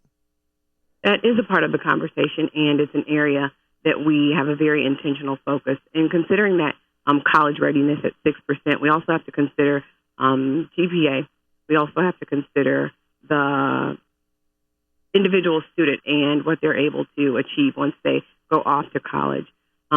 We have very strategic efforts in place to turn that around and to provide our students with support to increase that ACT score. Specifically, I mentioned the support we're providing, although we're on the strike. It's really unfortunate because school year began and we had really strong, and we were looking forward to continuing to offer students services to ensure that, we can get that number higher and we can make sure that they're prepared to take the ACT. And it's unfortunate. This is a setback. It's a great thing about the East St. Louis community that sometimes we fail to mention that our students are able to persevere. They're extremely resilient. And although the teachers are out, and this is an unfortunate situation, I know that I trust that when we get back, everybody will be on board and we'll be ready to go. Well, Kelly, remind the teachers that half of the residents there in St. Louis live below the federal poverty line, and the average household income is about $19,000. Certainly. And from the perspective of the school district, that's what we're attempting to communicate. And we want to make sure consideration when we're making decisions. If I could just interrupt, when you have a job opening for a teacher in the District 189, what kind of response do you get in terms of people applying for jobs? And so that may speak also to our salary and some of the challenges we've had to overcome historically. It's challenging sometimes to fill the teaching positions. Our recruitment efforts, we offer the attractive salary and effort to not only recruit the teachers, but teachers, because of course if they're with our school district for a substantial amount of time and they're high quality teachers, we'd like to continue the relationship. One of the other matters I mentioned at the outset is the control since 2011 because of performance. According to one report in the State Journal Register, the district's trying to save $10 million for the next 10 years, maybe become independent and locally controlled again. Is that something the teachers have any issue or concern, interest in achieving? And so I can't speak on behalf of the union in regard directly to that, but it is the conversation that we've provided, and we are seeking other alternatives, but we have to pay the reality that we've done a great job with getting our finances aligned and doing better in regard to our financial state over the last, like you said, since 2011, and we want to remain and sustain the good work that's. All right, Kelly Hawkins, Director of Communications and Public Affairs for East St. Louis School District 189. Good luck, and thanks so much for joining us. Appreciate it. Thank you. And it's really sad. I mean, I feel bad for the students, but the football team, they're now ending their 15-year streak of state playoff appearances because they've had to forfeit their last 4 games. So now some students are also going to be losing scholarships. Kelly joined us on our Turnkey.pro answer line. Don't miss Freedom Summit Chicago 2015 on November 14th with Sean Hannity, Hugh Hewitt, and KT McFarland. Get your tickets at freedomsummitchicago.com. 37 chilly degrees right now, going up to a high of 50. Morning showers have moved out now, and it's windy out there. Tomorrow for Big Fun Friday, it's going to be sunny. Some high clouds, still crisp, a high of 55. Let's see how northbound 294 is doing. Is it still shut down, Jim Talamonte? No, there's good news in the fact, Amy, that it's open now at Roosevelt. There's still one left lane blocked after a major crash earlier, but it's a big delay from 95th to Roosevelt. There are huge delays on southbound Lakeshore Drive this morning. A lot of folks going to be late. Just jammed. Bryn Mawr to Chicago Avenue. It's 55 from Hollywood to Monroe, so that's a 40-minute delay on the outer drive. Northbound slow as usual from the Stevenson to Jackson. The Aidens runs 27 minutes either way between Lake Hook and Montrose. The Kennedy, now an hour and 10 minutes. O'Hare to downtown, outbound 56 minutes. Minutes from Thorndale to the Loop, outbound 48 minutes. Stevenson, an hour and 7 minutes, 3:55 to Lakeshore Drive. Ryan, 31 minutes, 95th to downtown. I'm Jim Talamonte, ChicagoRadioDeals.com, Traffic Center. Oh, I wish this bag under my eye would just go away. Hey, if that sounds like you every day, guess what? You're not alone. Bags and puffiness under the eyes are a problem for millions of American men and women until now. Introducing the new Genucell serum with plant stem cell technology from Chamonix, the plant stem cell from a Swiss apple. I've been using it for a few months. My sister's been using it. Her skin is glowing, wrinkles gone. We love it. And with its instant effects, which is a separate product, you'll see results in the first 12 hours or your money back. So call now, gentlemen, and save big on Genucell's risk-free introductory offer. Just try it. Be kind to your skin. Use a product on your face. It's okay. We won't tell anybody. Call this number, 800-525-8323. That's 800-525-8323. Call now and you'll get the amazing Esotique face cream as a special gift simply by placing your order. That number again, 800-525-8323, 800-525-8323. What could you do with an extra $500, $1,000, or even $1,500 per month? How would that change things for you? Would you buy a new car, pay off bills, or just feel a bit more secure about your retirement? What would be a way to make your dreams a reality? I'm talking about trading and investing in the market. Now, before you say, oh no, that's not for me, just hear me out. I want to invite you to a free trading and investing class so you can check this out. And right now, if you call in and mention offer Radio 50, Online Trading Academy will comp the class and even send you home with a free $247 home study program. Call right now and reserve your seat while space is still available. Call 888-601. Call 888-601-TRADE. Mention offer Radio 50. Call 888-601-TRADE or online at otaclass.com. That's 888-601-8723 or OT. This is a public announcement to all vermin, to all rats, mice, bats, squirrels, and raccoons. If you've just made yourself at home in someone else's home, you'd better hope the owners never hear about Terminix, because Terminix has the know-how and the means to do whatever it takes to remove you from that home permanently. Terminix is the most trusted, most effective pest exterminating company in the country. And right now, they're making it easier than ever for homes to be protected by offering free pest controlling information and a guaranteed solution to every call. 800-922-7545. Rats, mice, and other vermin. This is your eviction notice. With one call, Terminix will remove you from the home you've invaded. If you think you can simply come back later, think again. Terminix will seal off that home you can never return. Limitations may apply. Warning: homeowners are calling Terminix right now for free pest controlling information and a guaranteed solution at 1-800-922-7545. 1-800-922-7545. AM 560, The Answer. AM 560, The Answer. I'm just shaking my head at our conversation with Kelly Hawkins. It was perfectly nice and cogent, but what's going on in East St. Louis with... Well, the teachers are greedy. The inputs and the outputs. Good grief. Just sickening. Anita and Burr Ridge, you're on Chicago's Morning Answer. Yeah, I was so happy, Dan, that you asked her about the 6%. And she wasn't even embarrassed. I mean, she didn't. I didn't sense any embarrassment there. It was just what I heard was low expectations that she has for her students, and it was very disappointing. I mean, she has no aspiration to teach those kids any more than 6%. Anybody in private business, if I sold 6% of the people that walked in my store, I'd be out of business. You know, 6% is a horrible number. It's an talking about ruining people's lives. Thanks for the call, Anita. That's exactly right. It's just like CPS. What about having teachers, performance-based salaries? Because clearly they're not doing a good job, yet they have the audacity to ask the school board for more money. Hello. How about scrambling all the great athletes that come out? Be saying, let's get LaFonso Ellison, Quanzo Martin, and Jackie Joyner Kersey and Jimmy Connors. Let's get them together and, I don't know, come down there with resources and take over the school and make it charters or something, for goodness sakes. Hear about the big stories about them right here on Chicago's Morning Answer on AM 560. The Answer. And now, a moment of objectivism with your Ron Brook and the Ayn Rand Institute. Have you ever heard the phrase, money is the root of all evil? Philosopher Ayn Rand had the opposite view. She argued that money is the root of all good. She stood up for the value of money because, in her words, wealth is the product of man's intellect.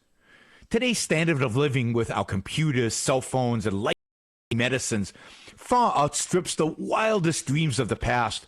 All this wealth had to be created by individuals, and money is what enables production. Money is your means of survival, a character in Ayn Rand's most famous novel, Atlas Shrugged. The verdict you pronounce upon the source of your livelihood is the verdict you pronounce upon your life. From the Ayn Rand Institute, I'm your Ron Brook. This has been a moment of objectivism from the Ayn Rand Institute. To learn more, listen to the Yaron Brooks Show, Saturdays at 4 on AM 560, and visit ariradio.com. Why are Ayn Rand's ideas so compelling? Her worldview, her philosophy, expressed dramatically in her novels Atlas Shrugged and The Fountainhead, embodies the ideals stated by the Fathers in the Declaration of Independence and sets forth the requirements necessary to achieve a flourishing life. She called her philosophy Objectivism and said it was a philosophy for living on Earth. Today, decades after her death, Objectivism continues to stir discussion for the spirit of individualism and the enduring American dream. My name is Dr. Howard. I've recommended Balance of Nature for over 15 years because of the excellent results I see in my patients.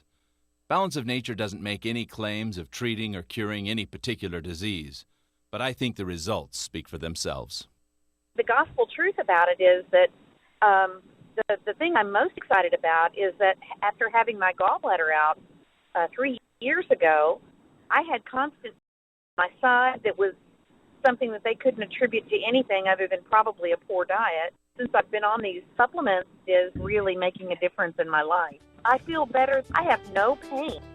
When you can give your body a full variety of 31s in their 100% natural, whole food form, you receive the unmatched balance of nutrition. Call toll-free 800-2468-751. That's 800-2468-751. Or go online to balanceofnature.com and be sure to enter promo code CHICAGO. Can you recognize issues? Have you noticed doors or windows that no longer shut properly? Are there new cracks in your drywall or exterior brickwork? Are your floors uneven? Recognize the signs of a structural foundation problem? Hi, I'm the president of Permaseal. Many homeowners are experiencing the symptoms of foundation. These indicators can be signs of damage to your home's foundation. Why fix the problem? Because it will only get worse, and the longer you wait, the more costly it will be. And why choose Permaseal? Because it's free. Our consultants have been trained and certified by the manufacturer to evaluate your foundation and offer you a permanent solution absolutely free of charge. For over 36 years, my mission has been to provide you with a superior customer experience at the greatest value. Call Permaseal today at 800-421-SEAL. When the work is done, you'll have a transferable warranty and the peace of mind you deserve. That's 800-421-SEAL or visit permaseal.net.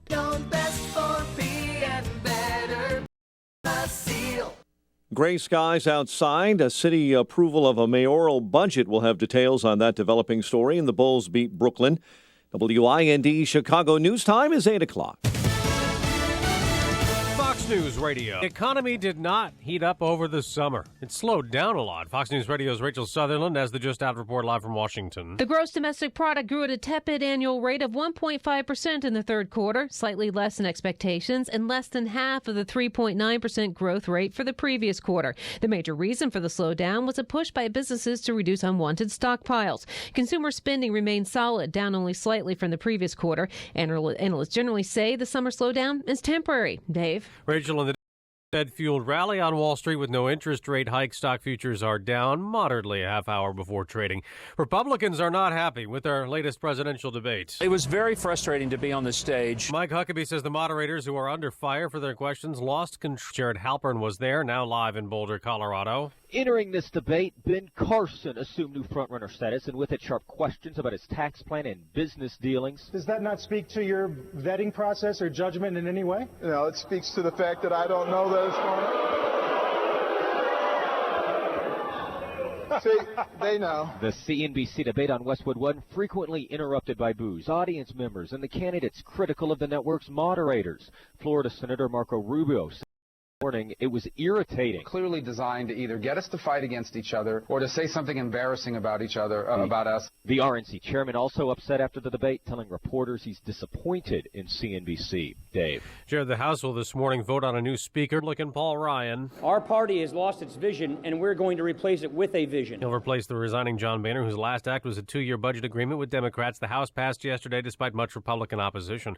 A Kentucky fugitive remains on the loose after shooting at police in 2 states Saturday, wounding a Tennessee cop. But 2 of Floyd Cook's associates were arrested last night in Tennessee in a violent confrontation. Fox News Radio, fair and balanced.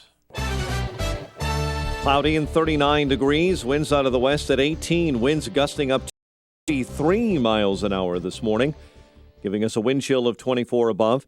It's 8:02 on AM 560, The Answer. Good morning, I'm Mike Scott. City Council voting yesterday to approve Chicago Mayor Rahm Emanuel's 2016 budget. But Chicago's public finances are more secure, more stable, and stronger today than they were before. The spending plan also contains a new monthly garbage collection fee.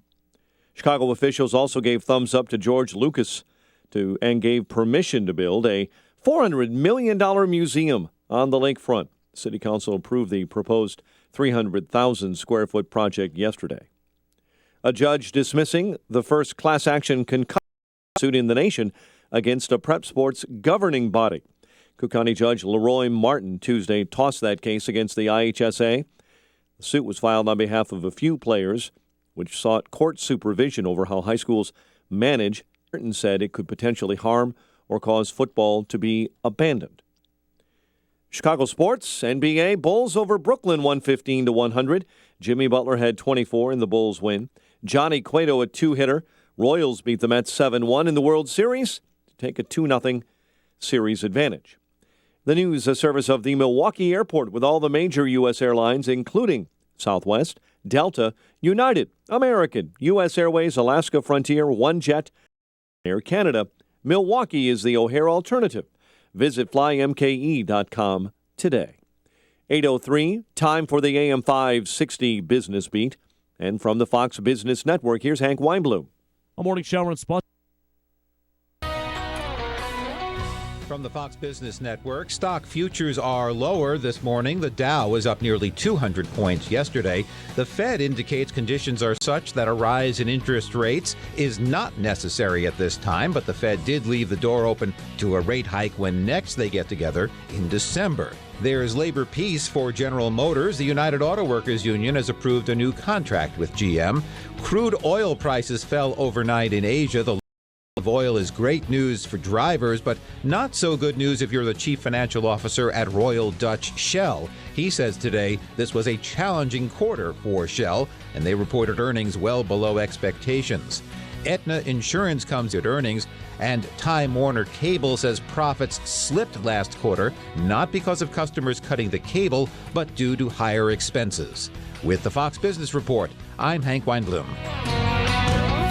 8:04 and a check of traffic and weather on the way next on AM 560.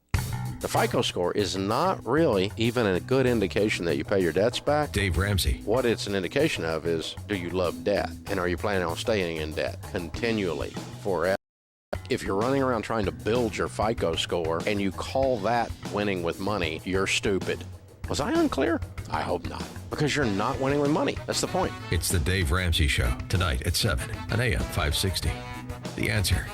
SquareTrade does not cover lost or stolen items. Savings based on 2-year iPhone plan with 1 claim compared to Asurion total equipment coverage as of August 10, 2015. Getting a new iPhone? Get this. Every 2 seconds, one of us accidentally breaks our phone. So protecting all the phones in your family is a smart idea. But if you have insurance through your wireless carrier, you're paying way too much. I'm Steve Abernethy, and I founded SquareTrade to give you a better choice. Phone insurance through your wireless carrier can cost as much as $11 a month. For a family of 4, that's $40 every month. plus up to $199 deductible when you break your phone. SquareTrade family protection plans cost less than $4 a month per phone with a much lower deductible. We can save your family over $500. Whether you've got a new iPhone, stop overpaying for phone insurance and protect all the phones in your family with SquareTrade instead. Protect all the phones in your family with SquareTrade and save over $500. Visit squaretrade.com. That's squaretrade.com.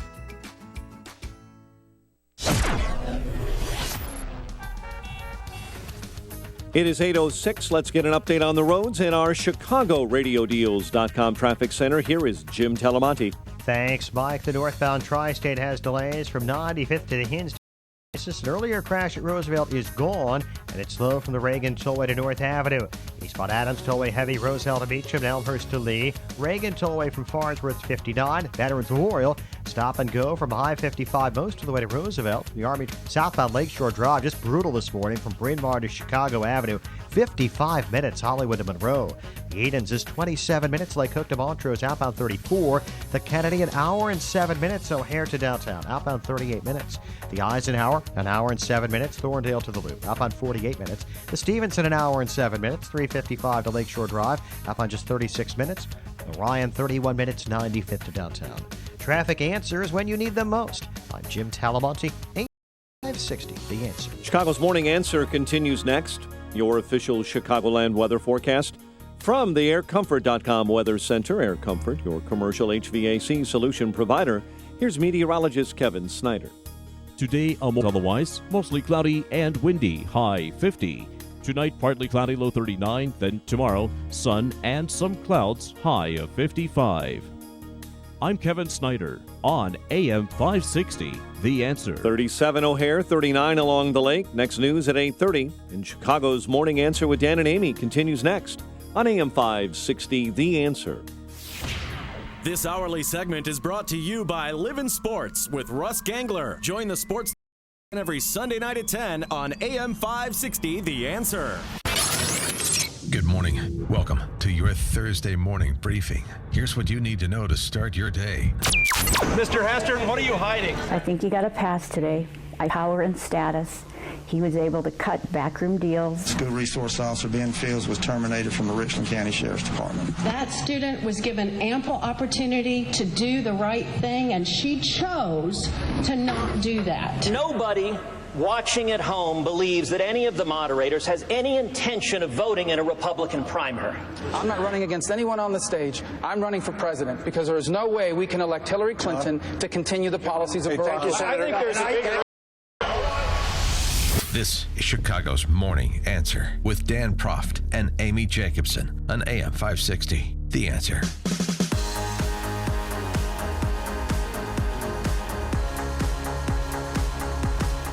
What up, Dan and Amy? And the debate last night, all the rage directed at the CNBC moderator, specifically Robert Redford, understudy John Harwood.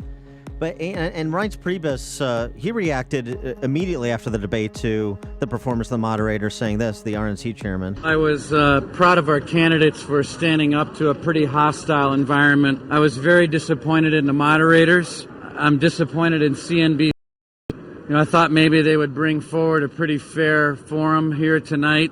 Yeah, and I thought Reince Priebus would have learned his lesson from 2012 when George Stephanopoulos spent an hour and a half talking about women's contraception and not falling into the trap. John Harwood. So if you didn't like what CNBC was putting together, if they weren't just going to let Rick Santelli and Larry Kudlow do it, which is what they probably should have done, then why'd you agree to it, Reince? I mean, I think there's some culpability on the RNC side, but I thought the candidates actually used the opportunity to pillory Harwood nicely. That was pretty fun to watch. Oh, it was amusing. But I mean, the CNBC commentators, they were obnoxious. They're biased, obviously. But the way that the GOP candidates handled them, they manhandled them, Dan. Well, now the informed insights of the woman who I believe is first in line at the Jeb Bush worm kissing booth. She is Ann Coulter, the author of Adios America. Ann, thanks so much for joining us. Jeb wasn't so bad. This isn't his. Okay, I'm starting to feel sorry for him. Yeah, clearly. Yeah, please. So I know you're a big Trump supporter. I thought Trump, Cruz, Rubio, the big winners last night. Your take. One thing that perhaps won't endear me to your listeners or you, though that was very funny what you just said. But I'm willing to be persuaded. I didn't think the moderators were that. I thought the attacks on them, I mean, I don't disagree that maybe CNBC, perhaps no NBC property ever should have been given a debate, but I remember some pretty rough questions in the last two debates and some of the ones last night. The only one, and there may be some exceptions to this, but the only question that was nasty, and I thought Trump dealt with it well by just saying, well, that was a nasty way to put it, was the very first question to him, which was to cite his tax plan, cite his immigration plan, and the question was, aren't you running a cartoonish campaign? Right. And, I mean, Trump answered it well, saying, well, look, Kudlow is sitting right next to you. Maybe you should get him off your panel because he thinks my plan is great. He's explained a million times now how he's going to have Mexico pay for the wall. But raising a question in terms of course it's not cartoonish. What does that even mean? That is nothing but injecting an insult. Asking Rubio about a newspaper that endorsed him for Senate in Florida, complaining that in his very first time he's spending too much time campaigning. I don't think that was phrased in a nasty way. There was nothing about it being cartoonish. As I recall, it was just respond to this. I think that's a legitimate question. And by the way, I don't think it's a good answer to say, well, the Sun Sentinel didn't say that about Obama. Well, Obama wasn't a senator from and I'd add, I tweeted it out, and I was glad to see Jeb Bush say it. No, that is not an opportunity for a media bias question. This newspaper endorsed you, Rubio. But anyway. I think it was just maybe John Harwood over-questioning and antagonism. Maybe that's right. But some of the other panelists were not as bad, I agree. I mean, and Santelli was positively entertaining. Right. He's the one who invented Tea Party. Yeah, the Godfather. So, Ann, your candidate, Donald Trump, do you think he held his own? I mean, he has been slipping in the polls, so I thought all he had to do was not look like a guy who's losing, and he would win. Obviously, I love him for immigration, so every answer with Trump will be. I do love him. He's the only one. I wonder why other candidates don't pick up his immigration position, which is obviously what has driven him to the top of the polls. And then you realize, well, everything that you might think, well, he's not my perfect. Maybe if it were someone who had been a governor before. And then you realize, no, actually it had to be an eccentric billionaire who would go against the Republican donors on immigration. It had to be this guy. But having said that, I actually thought he was fantastic. I mean, in the answer I just mentioned, the first one, where he didn't waste a lot of time denouncing media bias. I don't like when Republican candidates showboat like that. That's always going to be an applause line with the Republican audience. That was a nasty question, and then went into his answer. I thought he was fantastic the way he put down John Kasich.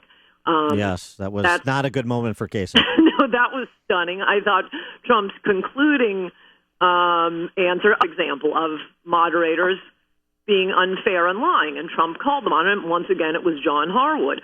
Of course the debate was going to be 3 hours, and of course it was Trump who also generously gave credit to Ben Carson, who put his foot down and said, no, forget it, you guys. We're not doing 3 hours. We're walking out after 2. And so he made a joke at the end about how, and I just want to point out that I got this debate down to 2 hours, and I think we can all be glad that we can all get the hell now. Yeah, that was funny. That was Trump's sexual chocolate moment. That was great. It was fantastic. My one complaint with him isn't a mistake; it's a missed opportunity. And having slept on it, I now think he this will sound funny, but I think he was being nice. I think he's now moving into the phase. I mean, he's been way on top of the polls for a really long time now. This is more than even Ronald Reagan did in 1979. I think he's looking at being the nominee and doesn't want to bash the other candidates, which he was invited to do, and unfortunately it is an important issue, and I wish he hadn't dropped the ball on it, but that is going after Rubio on the H-1B. And Rubio, look, I'm sorry to say this about a Republican, but Rubio is just lying. His amnesty bill would have tripled H-1B visas. Those are the allegedly high-tech visa holders. There were no provisions about how you had an American first. under Rubio's bill, every single high-tech job could be filled by foreigners.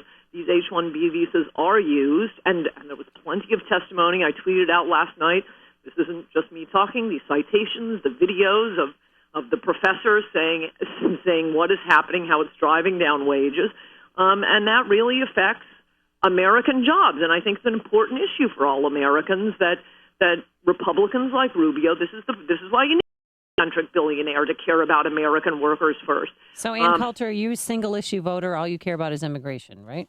Well, it's the most important issue, I'd say, yeah, because we're not going to win any elections if it continues the way it is. So even when I agree with Republicans on everything, on important issues, on abortion, how are you going to overturn Roe v. Wade if you can never win the presidency again, Republicans? Are you concerned at all that if Jeb fades or continues to fade and Rubio continues kind of his methodical ascent, at least in establishment circles, that you have a consolidation of the race and you've got maybe Trump, maybe Carson, and maybe Cruz as kind of three types, even Cruz, and then you've got the establishment consolidated around Rubio and they push him across the finish line? Not really. I mean, the Rubio has definitely been the alternative from the establishment from the beginning, and they haven't been able to get him past 9 percentage points. And when it comes down to it, yeah, he'll get a lot of fantastic press and all National Review and all the newspapers and magazines and the talkers are going to say, oh, that Rubio certainly did well today. But ultimately, I think people who live in America want a candidate who's going to defend people who live in America first. Let me ask you, both you ladies, a question, too, because I caught this. Maybe I'm just becoming more effeminate in my old age. But Marco Rubio, remember when he talked about kind of his regular American shtick and the fact he's had financial issues and he had college debt and student loans. He had to but this explained to his wife why someone named Sally Mae was taking $1,000 a month out of his paycheck. Isn't that kind of saying my wife is dumb? She doesn't know what Sally Mae is? Did you take that as sexist? I did not. I just thought that he had explained to her. Well, I was offended as a feminist. Oh, yeah, right. She's a cheerleader. She's smart. She's Miami Dolphins cheerleader, Oh, remember? another sexist comment. Ann Coulter, what do you think about that? It's just the truth. Was that sexist? I did kind of think that was odd. I mean, he was trying to be funny. I've heard him say that before. Dan. That's what I am not wild of. I mean, the main thing I don't like Rubio for is he spent his entire Senate career pushing amnesty. But, and again, that will color my view of other things. But he does have these scripted practice little lines that he says over and over again. But yeah, you're right. I had to explain to my wife. I'm just more of a feminist than you two, obviously. Ann Coulter, she is, of course, the author of Adios America and so many other books, and she's going to be here in Chicago November 14th for Freedom Summit in Itasca. Are you excited, Ann? I'm totally excited. I love Chicago. I lived in Chicago this summer. I studied for the bar exam. Oh, that's right. I forgot. She's a barrister as well as an author. Ann Coulter, thanks so much for joining us. We look forward to seeing you next month. Me too. Good to talk to you guys. Bye-bye. And if you'd like to get your tickets for Freedom Summit Chicago, just go to freedomsummitchicago.com. As always, this event will sell out for 14th at the Westin Chicago Northwest in Itasca, freedomsummitchicago.org. See Sean Hannity, Ann Coulter, Hugh Hewitt, and KT McFarland at Freedom Summit Chicago on November 14th. Tickets on sale at freedomsummitchicago.com.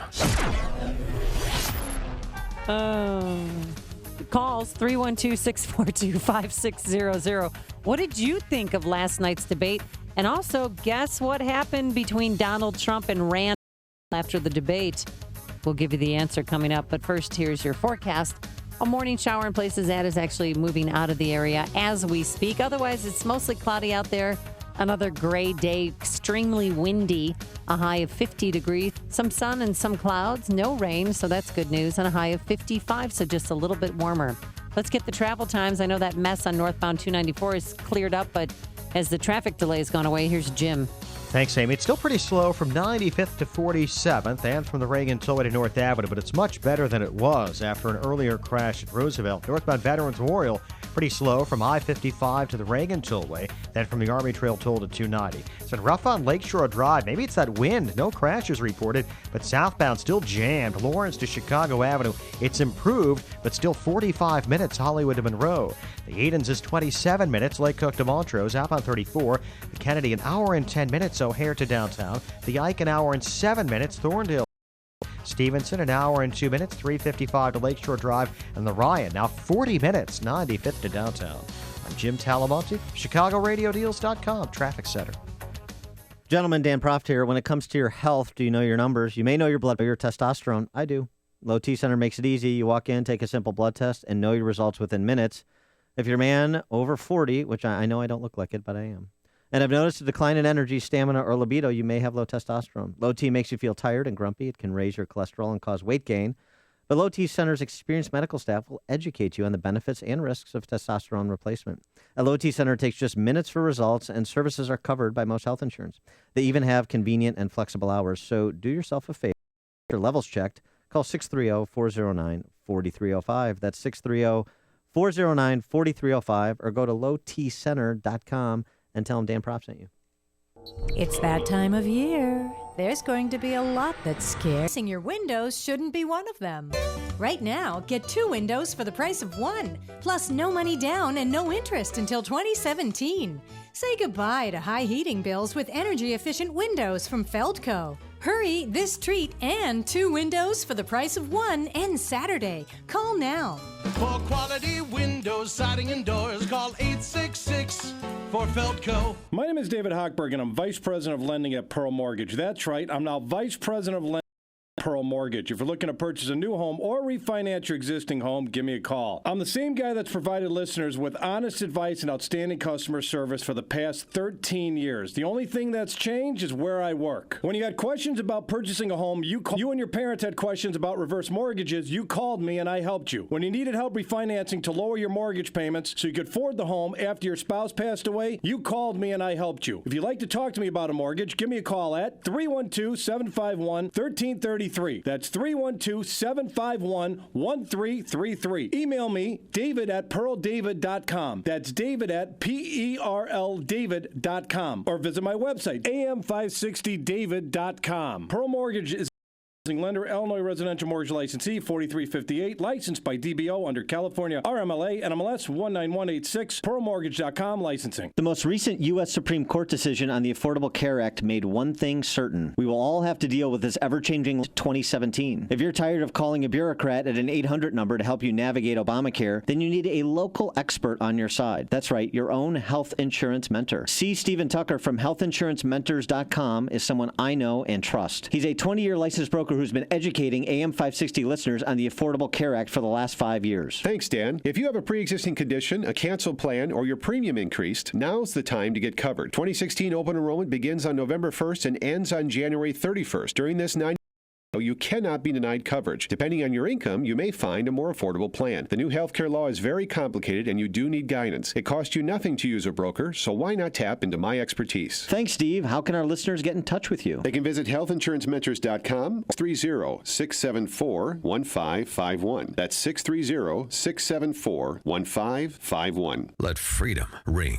this afternoon at 2 with Sean Hannity, right before Joe Walsh at 5 on AM 560. The Answer. So I can't believe I'm more than of a feminist than you and Ann Coulter. I know. My antennae are up. I pick up on that because I'm so You're so concerned sensitive about sexism in our society. Hey, so did you figure what happened between Donald Trump and Rand Paul last night? They went to the Jeb Bush warm kissing booth. No, actually, in the spin room, which is where all the GOPers go after the debate, and they're interviewed, by the media, local media too. They ran into each other, and Donald Trump hugged each other for kind of like an uncomfortable amount of time. Really? So yeah, because the last debate they were sparring the whole time, and he even said, "Well, I don't even know why you're on the stage here." But this time it was very strange. They didn't attack each other at all during the debate. In fact, you rarely even knew Rand Paul was there. Was like Cordell Stewart there to kind of bring them together, representing the University of Colorado? Or? No, I don't know what was going on, but they hugged it out. So it's nice. Yeah, it's a nice moment. Thank you. I wish that would have been captured on stage. A lot of love in the air between Republican presidential candidates, the male Republicans. It's a little strange. Ed and LaGrange, you're on Chicago's Morning Answer. Yeah, I'm surprised you even got to ask Ann Coulter 3 questions. She didn't pull her famous "I'm talking now" and cut you off. Of course, how she just says things that aren't true and blows past them before anybody can get back to follow up on them. She said Trump has explained a million times how he's going to get Mexico to pay for a wall. I'm sorry, maybe I'm wrong. Well, it's through the visa application and visa process. Adding a tax to that. Yeah, to pay right. For the wall. A million times. He said, I'll negotiate a good deal. That's what he says he's going to do. The same way they're getting rid of 11 million people. I ain't going to do that. I'll do it so fast your head will spin. No one follows up on him. That is generally correct, Ed. I appreciate the call. That is correct. Sean from Elmwood Park. As much as I hate to disagree with the Cialis slayer, Ann Coulter, I have to say Ryan Priebus is the roof. He makes Michael Steele look like Aristotle. There has never been a bigger failure of any party, of any leader party. You have 17 candidates, and the ones that are all winning are the ones that can't stand you and you can't stand. So either the Republicans have to wake up and throw out that half-bred Ryan Priebus, get him out and get somebody in, or you will suffer a third party. You really have a division of a third party. Think about this. You have congressmen who call themselves the Freedom, and they're the outcast. We need to purge the Republican Party. And the other thing is, did you ever think you'd hear in a presidential debate, we could do that thing your dad did, 1,000 points alike. Kasich and Bush, I want them in a room with a rubber mallet. Thanks for the call, Sean. That was weird. The other weird moment from Jeb, Jeb invoked, did you catch it? Jeb invoked W. He said, I'm a uniter, not a divider. I know. Nice. And then he gets slammed down. Do we have time for this? No, we'll pick it up. All right. Nice strategery there, he got slammed Jeb. not once but twice yesterday. Poor Jeb. It's news, opinion, insight. This is Chicago's Morning Answer on AM 560.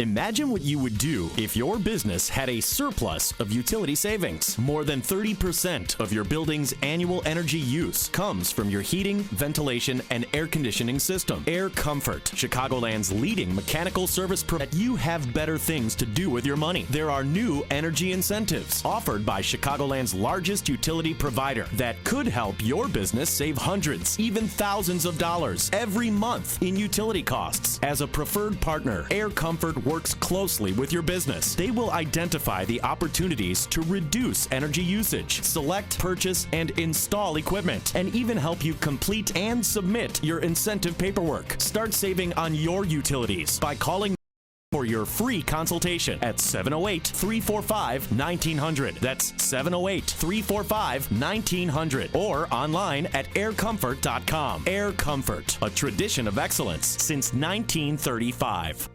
RadioDeals.com can help you spiff up your home and auto. Be sure to get your car shiny and ready to cruise the roads for the fall colors with a great deal from Fuller's Car Wash of Elk Grove Village. A full-service car wash package includes a wash, vacuum, windows, dash wipe down. Dan will do it for you. It's an $18 deal for only $10. Yeah. The wipe down? Yeah. Oh, sure. Give your home the clean it needs with an excellent deal from the Grout Medic of LaGrange. Do I get to go to that salt cave after? Exactly.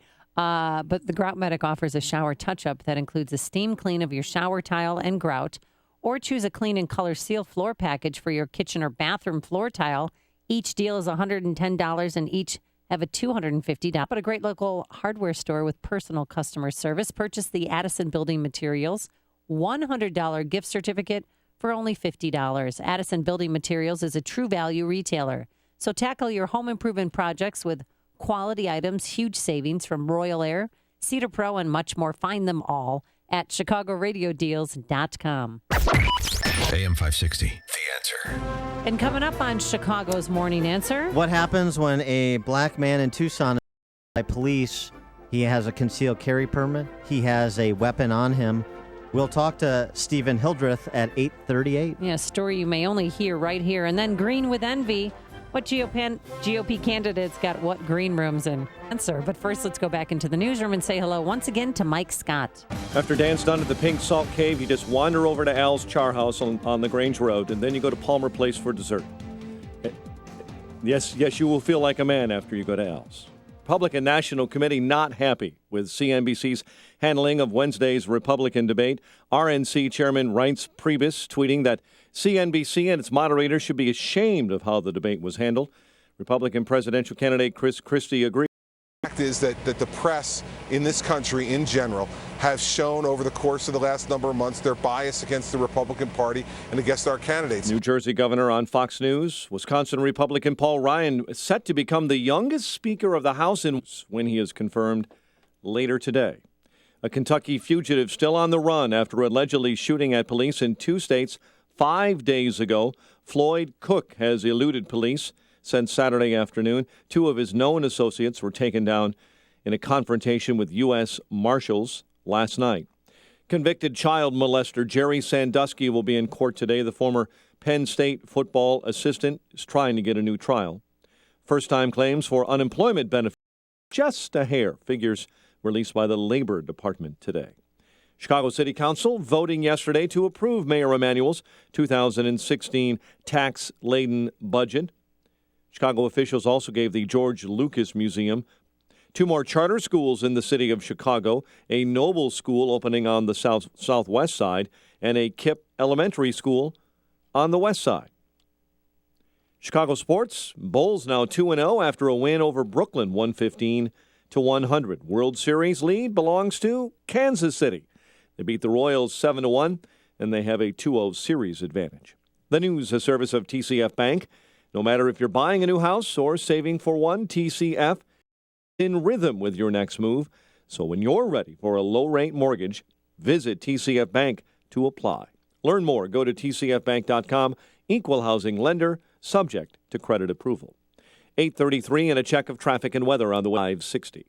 Mike Gallagher sees frustration in the GOP. You know, I'm being divisive right now because I want to win. I know how to win. That's what I have to do. There you go. The establishment guys are pulling their hair out over these poll numbers. And the louder they complain, it seems like the higher the numbers go for people like Trump and Ben Carson. The Mike Gallagher Show. Weekdays at 9, right before Dennis Prager at 11 on AM 560. The Answer.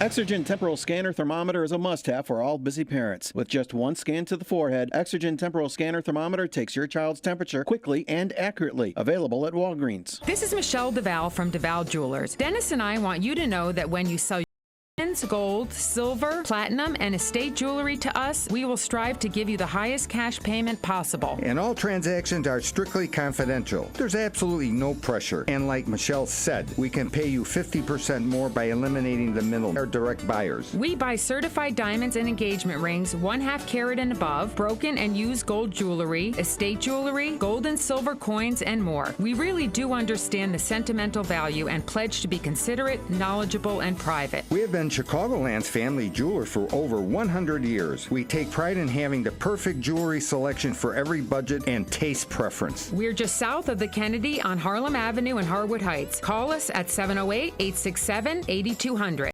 708-867-8200 or visit DAVALLE.com. DeVal Jewelers, more bling and less sting. 8:35 in our Chicago traffic center. Here's Jim Talamonte. Thanks, Mike. The inbound Edens has stop-and-go traffic from Devon to the junction. 33 minutes. Lake Cook to Montrose outbound 31. The Kennedy is an hour from O'Hare to downtown. 34 minutes from Montrose. 31 of the Express. Outbound 38 minutes downtown to the airport. Inbound Eisenhower an hour. Thorndale to downtown. Outbound 43 minutes. Stevenson. Travel time of an hour and 2 minutes from 355 to Lakeshore Drive, outbound 36 minutes. The Rhine, a heavy 40 minutes, 95th to downtown, fine outbound. On Lakeshore Drive, jammed Lawrence to Chicago Avenue, northbound slow from the Stevenson to Jackson. Northbound Tri-State delays are 95th to 47th from the Reagan Tollway to North Avenue.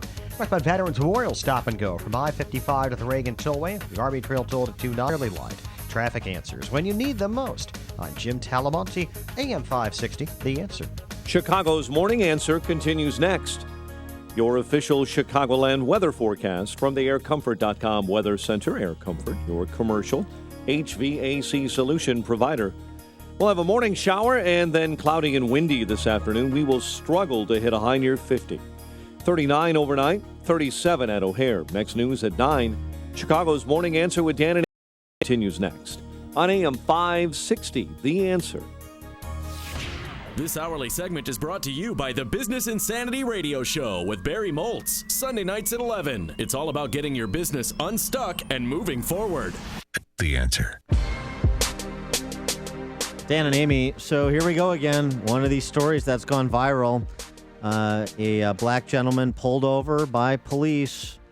This is in Arizona, in Tucson, and he had a concealed carry permit as well, and a weapon that he was carrying concealed per his permit.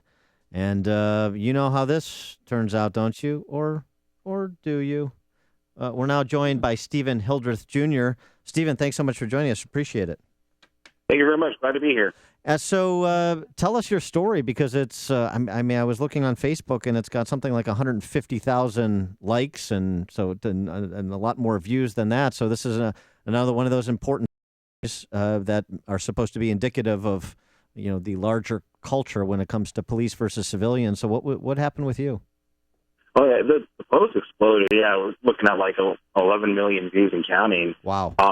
Yeah, it's as far as the contact itself, I was driving to my office where I work to drop off some paperwork, and I had my driver's side headlight out, and I saw a Tucson police SUV turn around as I was crossing the intersection at 22nd and Cold, and I knew that I was going to get pulled over. I didn't mean to fix the headlight, just hadn't gotten around to it, and they pulled me over, and they approached the window, asked me if I had a firearm on me, and I told her I'm in possession of a concealed carry permit, possession of a firearm located on my right hip. I unfortunately did not get the chance to get my wallet out in time, so my wallet was in my back right pocket right next to my gun. So I informed them of that, and they said, okay, for your arm you. It's classic Terry stop, nothing illegal. They were well within their rights to do so. And I said, okay, that's fine. The secondary officer was going to disarm me, and he couldn't get to the gun from his angle. So then the lead officer asked me to step out of the vehicle so he could disarm me. I was like, that's completely fine. Stepped out of the vehicle, relieved me of my firearm, got my license out at that point, and handed it over to them. They ran my license. They returned, and they said, okay, cool with us. You didn't give us any grief about having to temporarily relieve you of your firearm, and we're just going to let you off with a warning. And I thanked them for that, and then we've both went our separate ways. Wait a second, but you're leaving it. When did the beating occur?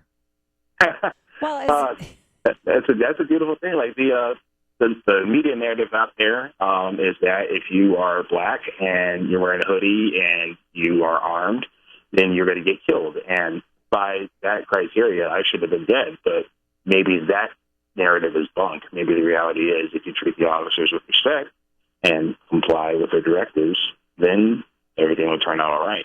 Well, I don't know how long you've lived in Tucson, but as an African-American male, have you been the victim before maybe racial profiling? No, ma'am. I can't say that I have. Never once in your life? I cannot think of a single time in my life where I had a police contact and it was because of my skin color. I can't say I have. Check with the police. It's either me reporting a crime or I committed a crime, usually a traffic infraction. So, what about other citizens? Like, say, if you were shopping, did somebody follow you because you're black or treat you differently ever? I can't say that I have, no. I have worked loss prevention in the past, so usually I pick up on that sort of thing. And I also, on the same token, I know what patterns to avoid so I don't end up looking like I'm trying to shoplift or anything. So I try to then go, okay, I'm going straight here. I'm taking like the direct route to the register, so you're not thinking I'm going for the door. Yeah. I'm paying, cool, and then go from there. Well, I mean, also, do you find, because this is a comment we've had or a discussion we've had, incidents that become national cause celebs. Some of them have been atrocious, like Walter Scott in South Carolina. Some of them have been more mixed in terms of understanding what exactly happened in the distribution of responsibility.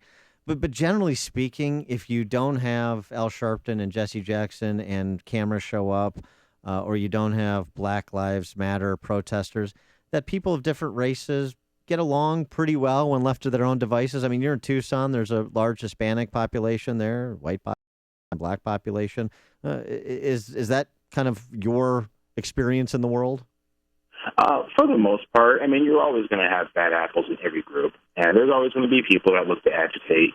and they look to cause trouble over trivial stuff like melanin content. They want to cause trouble over that. Right. And it's like, I would say the vast majority of people don't want that. I mean, they just want to live their lives and go about their day unbothered. And what is the reaction that you're getting from all the people that have viewed and shared this story and are sending you missives about your experience? Are they suggesting it's not reflective of what's actually going on in the streets against the man, or are they thanking you for coming forward and sharing your rather pedestrian story of an interaction with police, or it's a mixed, or what? It's been overwhelmingly positive. I've found that there's the overwhelming majority of the reactions have been positive. I've had a lot of law enforcement officers contact me. I'm really thankful that you posted this. I've had spouses of law enforcement, girlfriends of law enforcement, all telling me, hey, I send my loved one out every single day, and I feel like it's unappreciated. But I read your post, and I see there are people out there that do appreciate the sacrifices my loved ones making out there, and it's a really positive response for the most part. You do have your bad apples. I've had people, the Black Lives Matter movement started coming onto the page and started accusing me of being a house Negro or whatever. Oh, that's nice. Yeah, they dropped that a few times, and I've had other people that don't understand what a Terry stop is and try to accuse me of, says I let them disarm me. And I'm like, well, if you just picked up a law book or anything, I just do a simple Google search, you'll see that was completely within their rights to do that. Well, you're in good company. Sheriff David Clark gets the same treatment up there in Milwaukee, so you're in good company.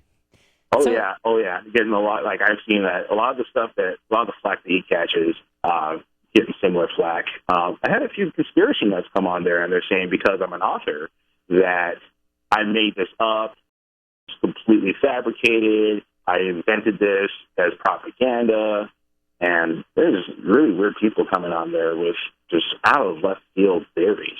Stephen, have the two police officers who pulled you over, have they reached out to you and more important fixed? They have not reached out to me yet. I've been trying to look for them. Hopefully I can contact them so I can tell their commander that they did a really good job and they're really fine, upstanding professional officers. And I have not gotten the headlight fixed yet, but it's at the top of my... Yes, you better get on that. And then also, too, I mean, on the flip side of this, we're talking about police, but we also have to talk about you as a black gentleman who's carrying a concealed weapon. So how many violent felonies have you committed? Well, if I had committed any felonies, I would definitely be ineligible to have a concealed carry permit. So they get yanked away from me real fast. Well, I tell you, you just are not complying with the media caricatures out there about what is happening in the... Boy, we've got to get you squared away. But this is great. It's great that you share the story. It's great that it's getting this much reaction. I know it's anecdotal, but I mean, so are some of these terrible stories, too. When we talk about 750,000 cops in America and 12 million arrests and stops on a daily basis. So it's good to hear, as a lot of people have apparently told you, anecdotes on the other side. Oh, absolutely. And if you actually break down the statistics, you look at all the stops that are made and then actually compare it to, even like if you were to take every single Black Lives Matter instance at face value and assume that was a bad stop, it's still the minuscule minority of all stops. So for them to say that all police are bad based on this small number of bad stops, it's basically... They call you online, the Black Lives Matter hashtag? House Negro, Uncle Tom, some others I probably shouldn't repeat on radio. Have you responded to them, or are you just going to let that go? I usually just block them because I look at it as that page is my page to promote my writing, to promote my books, and that's my place of business online. And on off the internet, you wouldn't let someone come into your place of business and disrespect you and cause a ruckus. You would kick them out. On the same basis, if they come in and disrespect like that, they're gone. If they want to have a civil discussion, that's fine. I'm all for discussion. I'm all for sharing of ideas. But if they want to just throw insults, I have no use for them. Why don't you send them a picture of you with your Glock? Kidding. I'm just kidding. Hey, did you grow up in Tucson? I did not, ma'am. I am a military brat. All right. Oh, you don't have to call me ma'am. You can call me Amy. You do have to call me sir, though. Roger that. All right.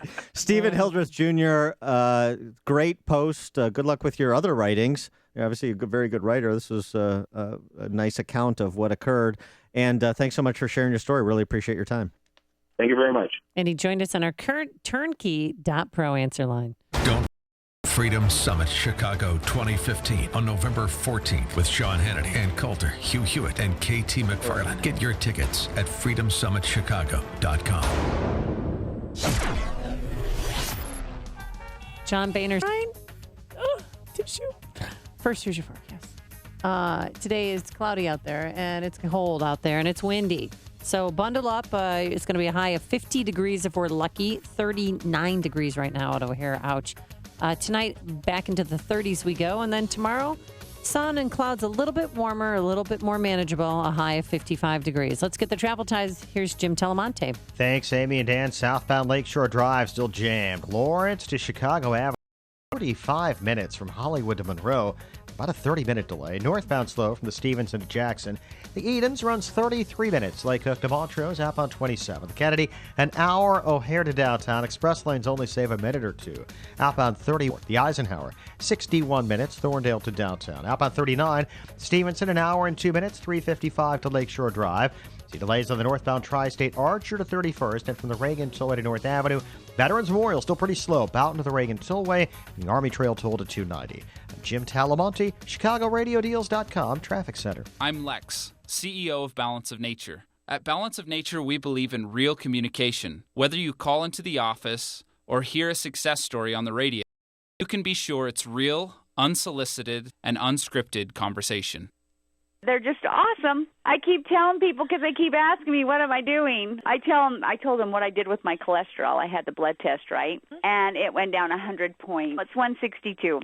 And then my bad cholesterol was 62. Now it's 52. So, and then with my blood work, the doctor said, I don't know what you're doing, but everything is just perfect. When you can give your body a full variety of 31 different fruits and vegetables in their 100% natural, whole food form, you receive the unmatched balance of nutrition. Call toll-free 800-2468-751. That's 800-2468-751. Or go online to balanceofnature.com and be sure to enter promo code CHICAGO. Your audiovisual experience is one that's supposed to be enjoyable. If your home or office lacks the big-time performance you really need, it's time to be shocked with options from Sound Design. Simple background to build it all. They know the value of seeing a project through to the end, and Sound Design will stick with you until you're satisfied, even post-job. Home theaters, office video, and sound design. Sure, you can go order equipment from a big box store, but then what? Yikes. Sound Design knows they set the industry standard. This is a company that will take a potential new customer to a current customer space to show off their handiwork. That's why people rave about audio and visual solutions from Sound Design. Be sure to get a demo of the Bang & Olufsen speakers where sophisticated, sleek design meets amazing sound and function. You can visit sounddesigninc.com, but if you really want expert answers to your questions, call 630-548-7000. That's 630-548-7000. Sound design and installation makes the difference. This is Dan Proft with an Upstream Idea, brought to you in part by the Illinois Opportunity Project. In the brave new world of big data, sometimes we forget that politics is about people's lives. When we forget this fundamental truth, people without political clout get hurt, and all of us suffer a loss of dignity in the process. And so the number for your consideration in this installment of Illinois by the Numbers is 47. 47th is where Illinois ranks nationally in the provision of services to persons with developmental disabilities. Providing or not providing for those who need through no fault of their own is a mirror that reflects our humanity, our moral health. The result is families who have a family member with a developmental disability have fled Illinois just as entrepreneurs have to live in, well, more civilized states. This is happening on our watch. As an Illinois resident, we are all culpable, and now none of us can any longer pretend not to know. For more ideas like this, visit upstream-ideas.com. That's upstream-ideas.com. I'm Dan Proft. Chicago's Morning Answer with Dan and Amy continues now. And make sure to stay tuned to catch me, Mike Gallagher, coming up at 9, only on AM 560, The Answer. So, Dan, you've done a number of events where you've spoken on stage to a large group of people, been at certain venues, and you have to get ready in a room, essentially, or a dressing room. I said blue M&Ms only. I'm very particular. Like Hillary. Oh, exactly. A lot of stipulations. Yeah, well, what are your demands? Didn't I say no ice in this water? Wow. Didn't I? And then I throw it against the wall. Darn it. I said smear the sandwich on the wall if they get it wrong, because they have to learn. That's right. Well, a dispute over digs broke out hours before last night's debate. Everyone gathered, of course, at Coors Event Center in Boulder, Colorado. And this all started when an advisor for Senator Rand Paul began tweeting side-by-side pictures showing Rand Paul's green room. He was in the hemp room, right? Compared to Donald Trump. Now, visualize this if you can, all right? Donald Trump's green was gorgeous. Had a large screen TV, leather couches, love seats. He paid for that room. Beautiful carpeting. No, believe me. Actually, we're Colorado basketball. They do some prep work in there. It's not the locker room. It's the room where they go and relax before they go out on the court. Take a steam. Beautiful music. Yeah. And next to that was Rand Paul's green room. Glorified woman's toilet. You can see a picture of the toilet, the toilet paper dispenser, a cheap fan. What's that called? Formica? Yeah, not the granite that Donald Trump has in his green room. Take a look at the polls. And Rand wants a better room. He's got to move up in the polls. Well, it was pretty deplorable. Then they Marco Rubio's green room. Lots of water. Oh, it was gorgeous. No, that was Carly Fiorina's. Marco Rubio's was the room where they watch film. You know, they break down the game and saw all these posh leather couches. And again, you know, the lighting was perfect, beautiful. And they compared it side by side with Chris Christie's. Chris Christie's, a handicap bathroom. An oversized handicap bathroom at the Coors Event Center. And then they showed comment required. Carly Fiorina's, which was the naughty room. That's what I'm calling it. It had a jacuzzi and a whirlpool in it.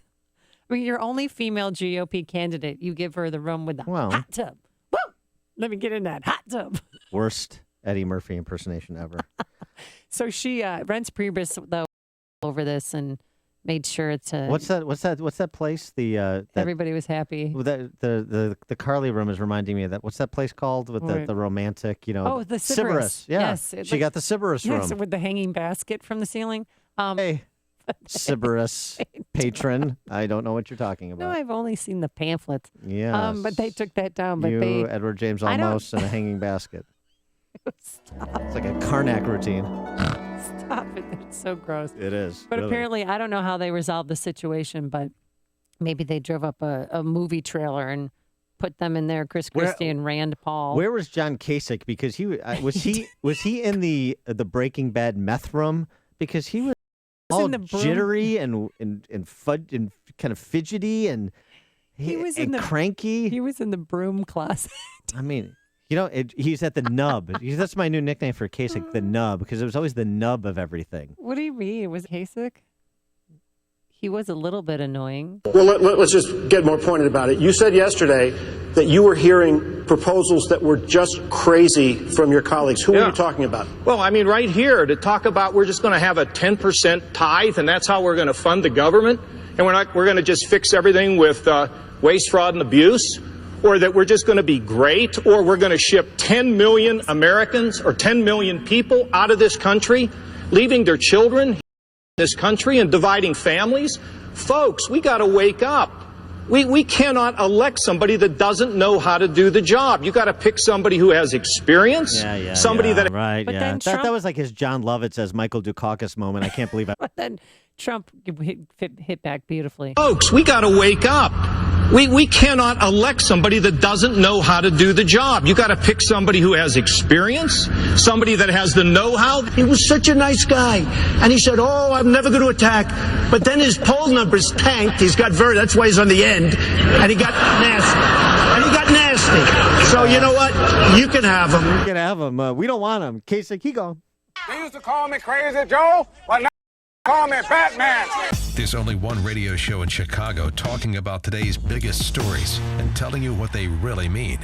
That show is this one, Chicago's Morning Answer on AM 560, The Answer.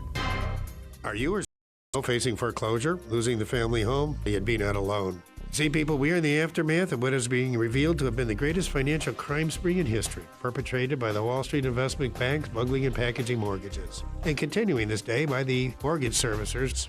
I'm Lou Bridges. I have a law firm I put together.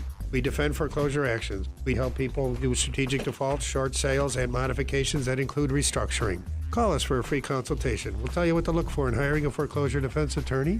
We'll tell you some of your options. We'll give you a free consultation. But whatever you do, people, never give up the land. Fight for truth and justice. You do that, and I guarantee you'll never be alone. Call 224-513-1231 or visit FightIllinoisForeclosures.com. That's 224-513-1231 or FightIllinoisForeclosures.com. Get real answers from a real foreclosure defense law firm.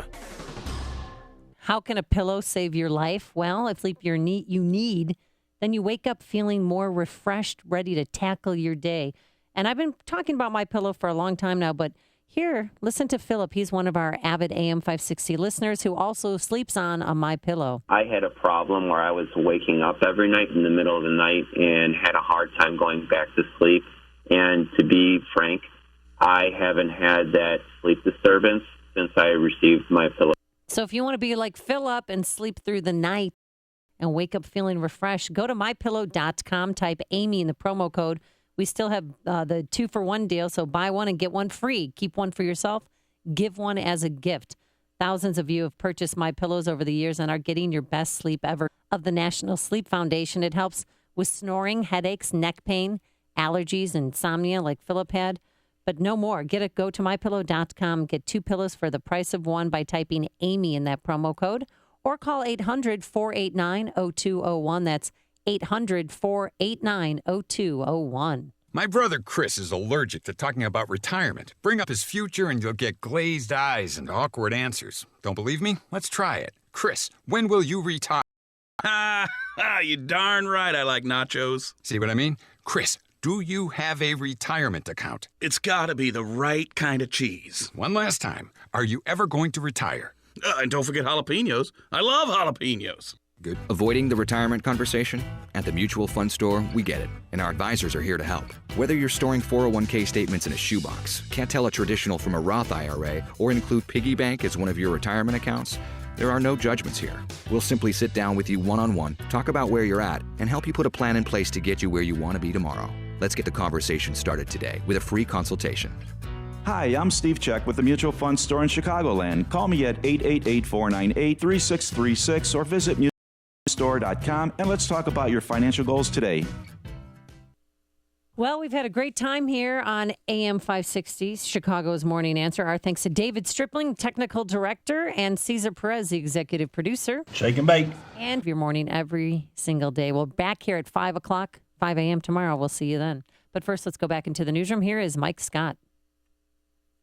Amy and Dan, here are the stories we're watching right now. A pair of Lincoln Way East High School students in hot water facing charges after the threat of a school shooting was posted online. The city approves the mayor's budget with a huge property tax hike. Former SIU and NIU coach Jerry Kill retires from Minnesota because of health problems. Bulls beat Brooklyn. Cloud today. WIND Chicago News Time, 9 o'clock. Fox News Radio, I'm Dave Anthony. I will resign as Speaker of the House effective upon the election of my successor. And then John Boehner will leave Congress. Moments ago, he got us standing, tearing up, as he's known to do, addressing the House one last time. The voting for Speaker is just getting... Radio's Rachel Southern.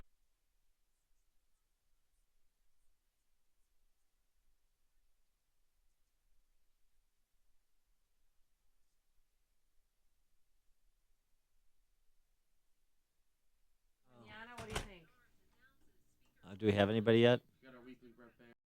Oh, good. Mm-hmm.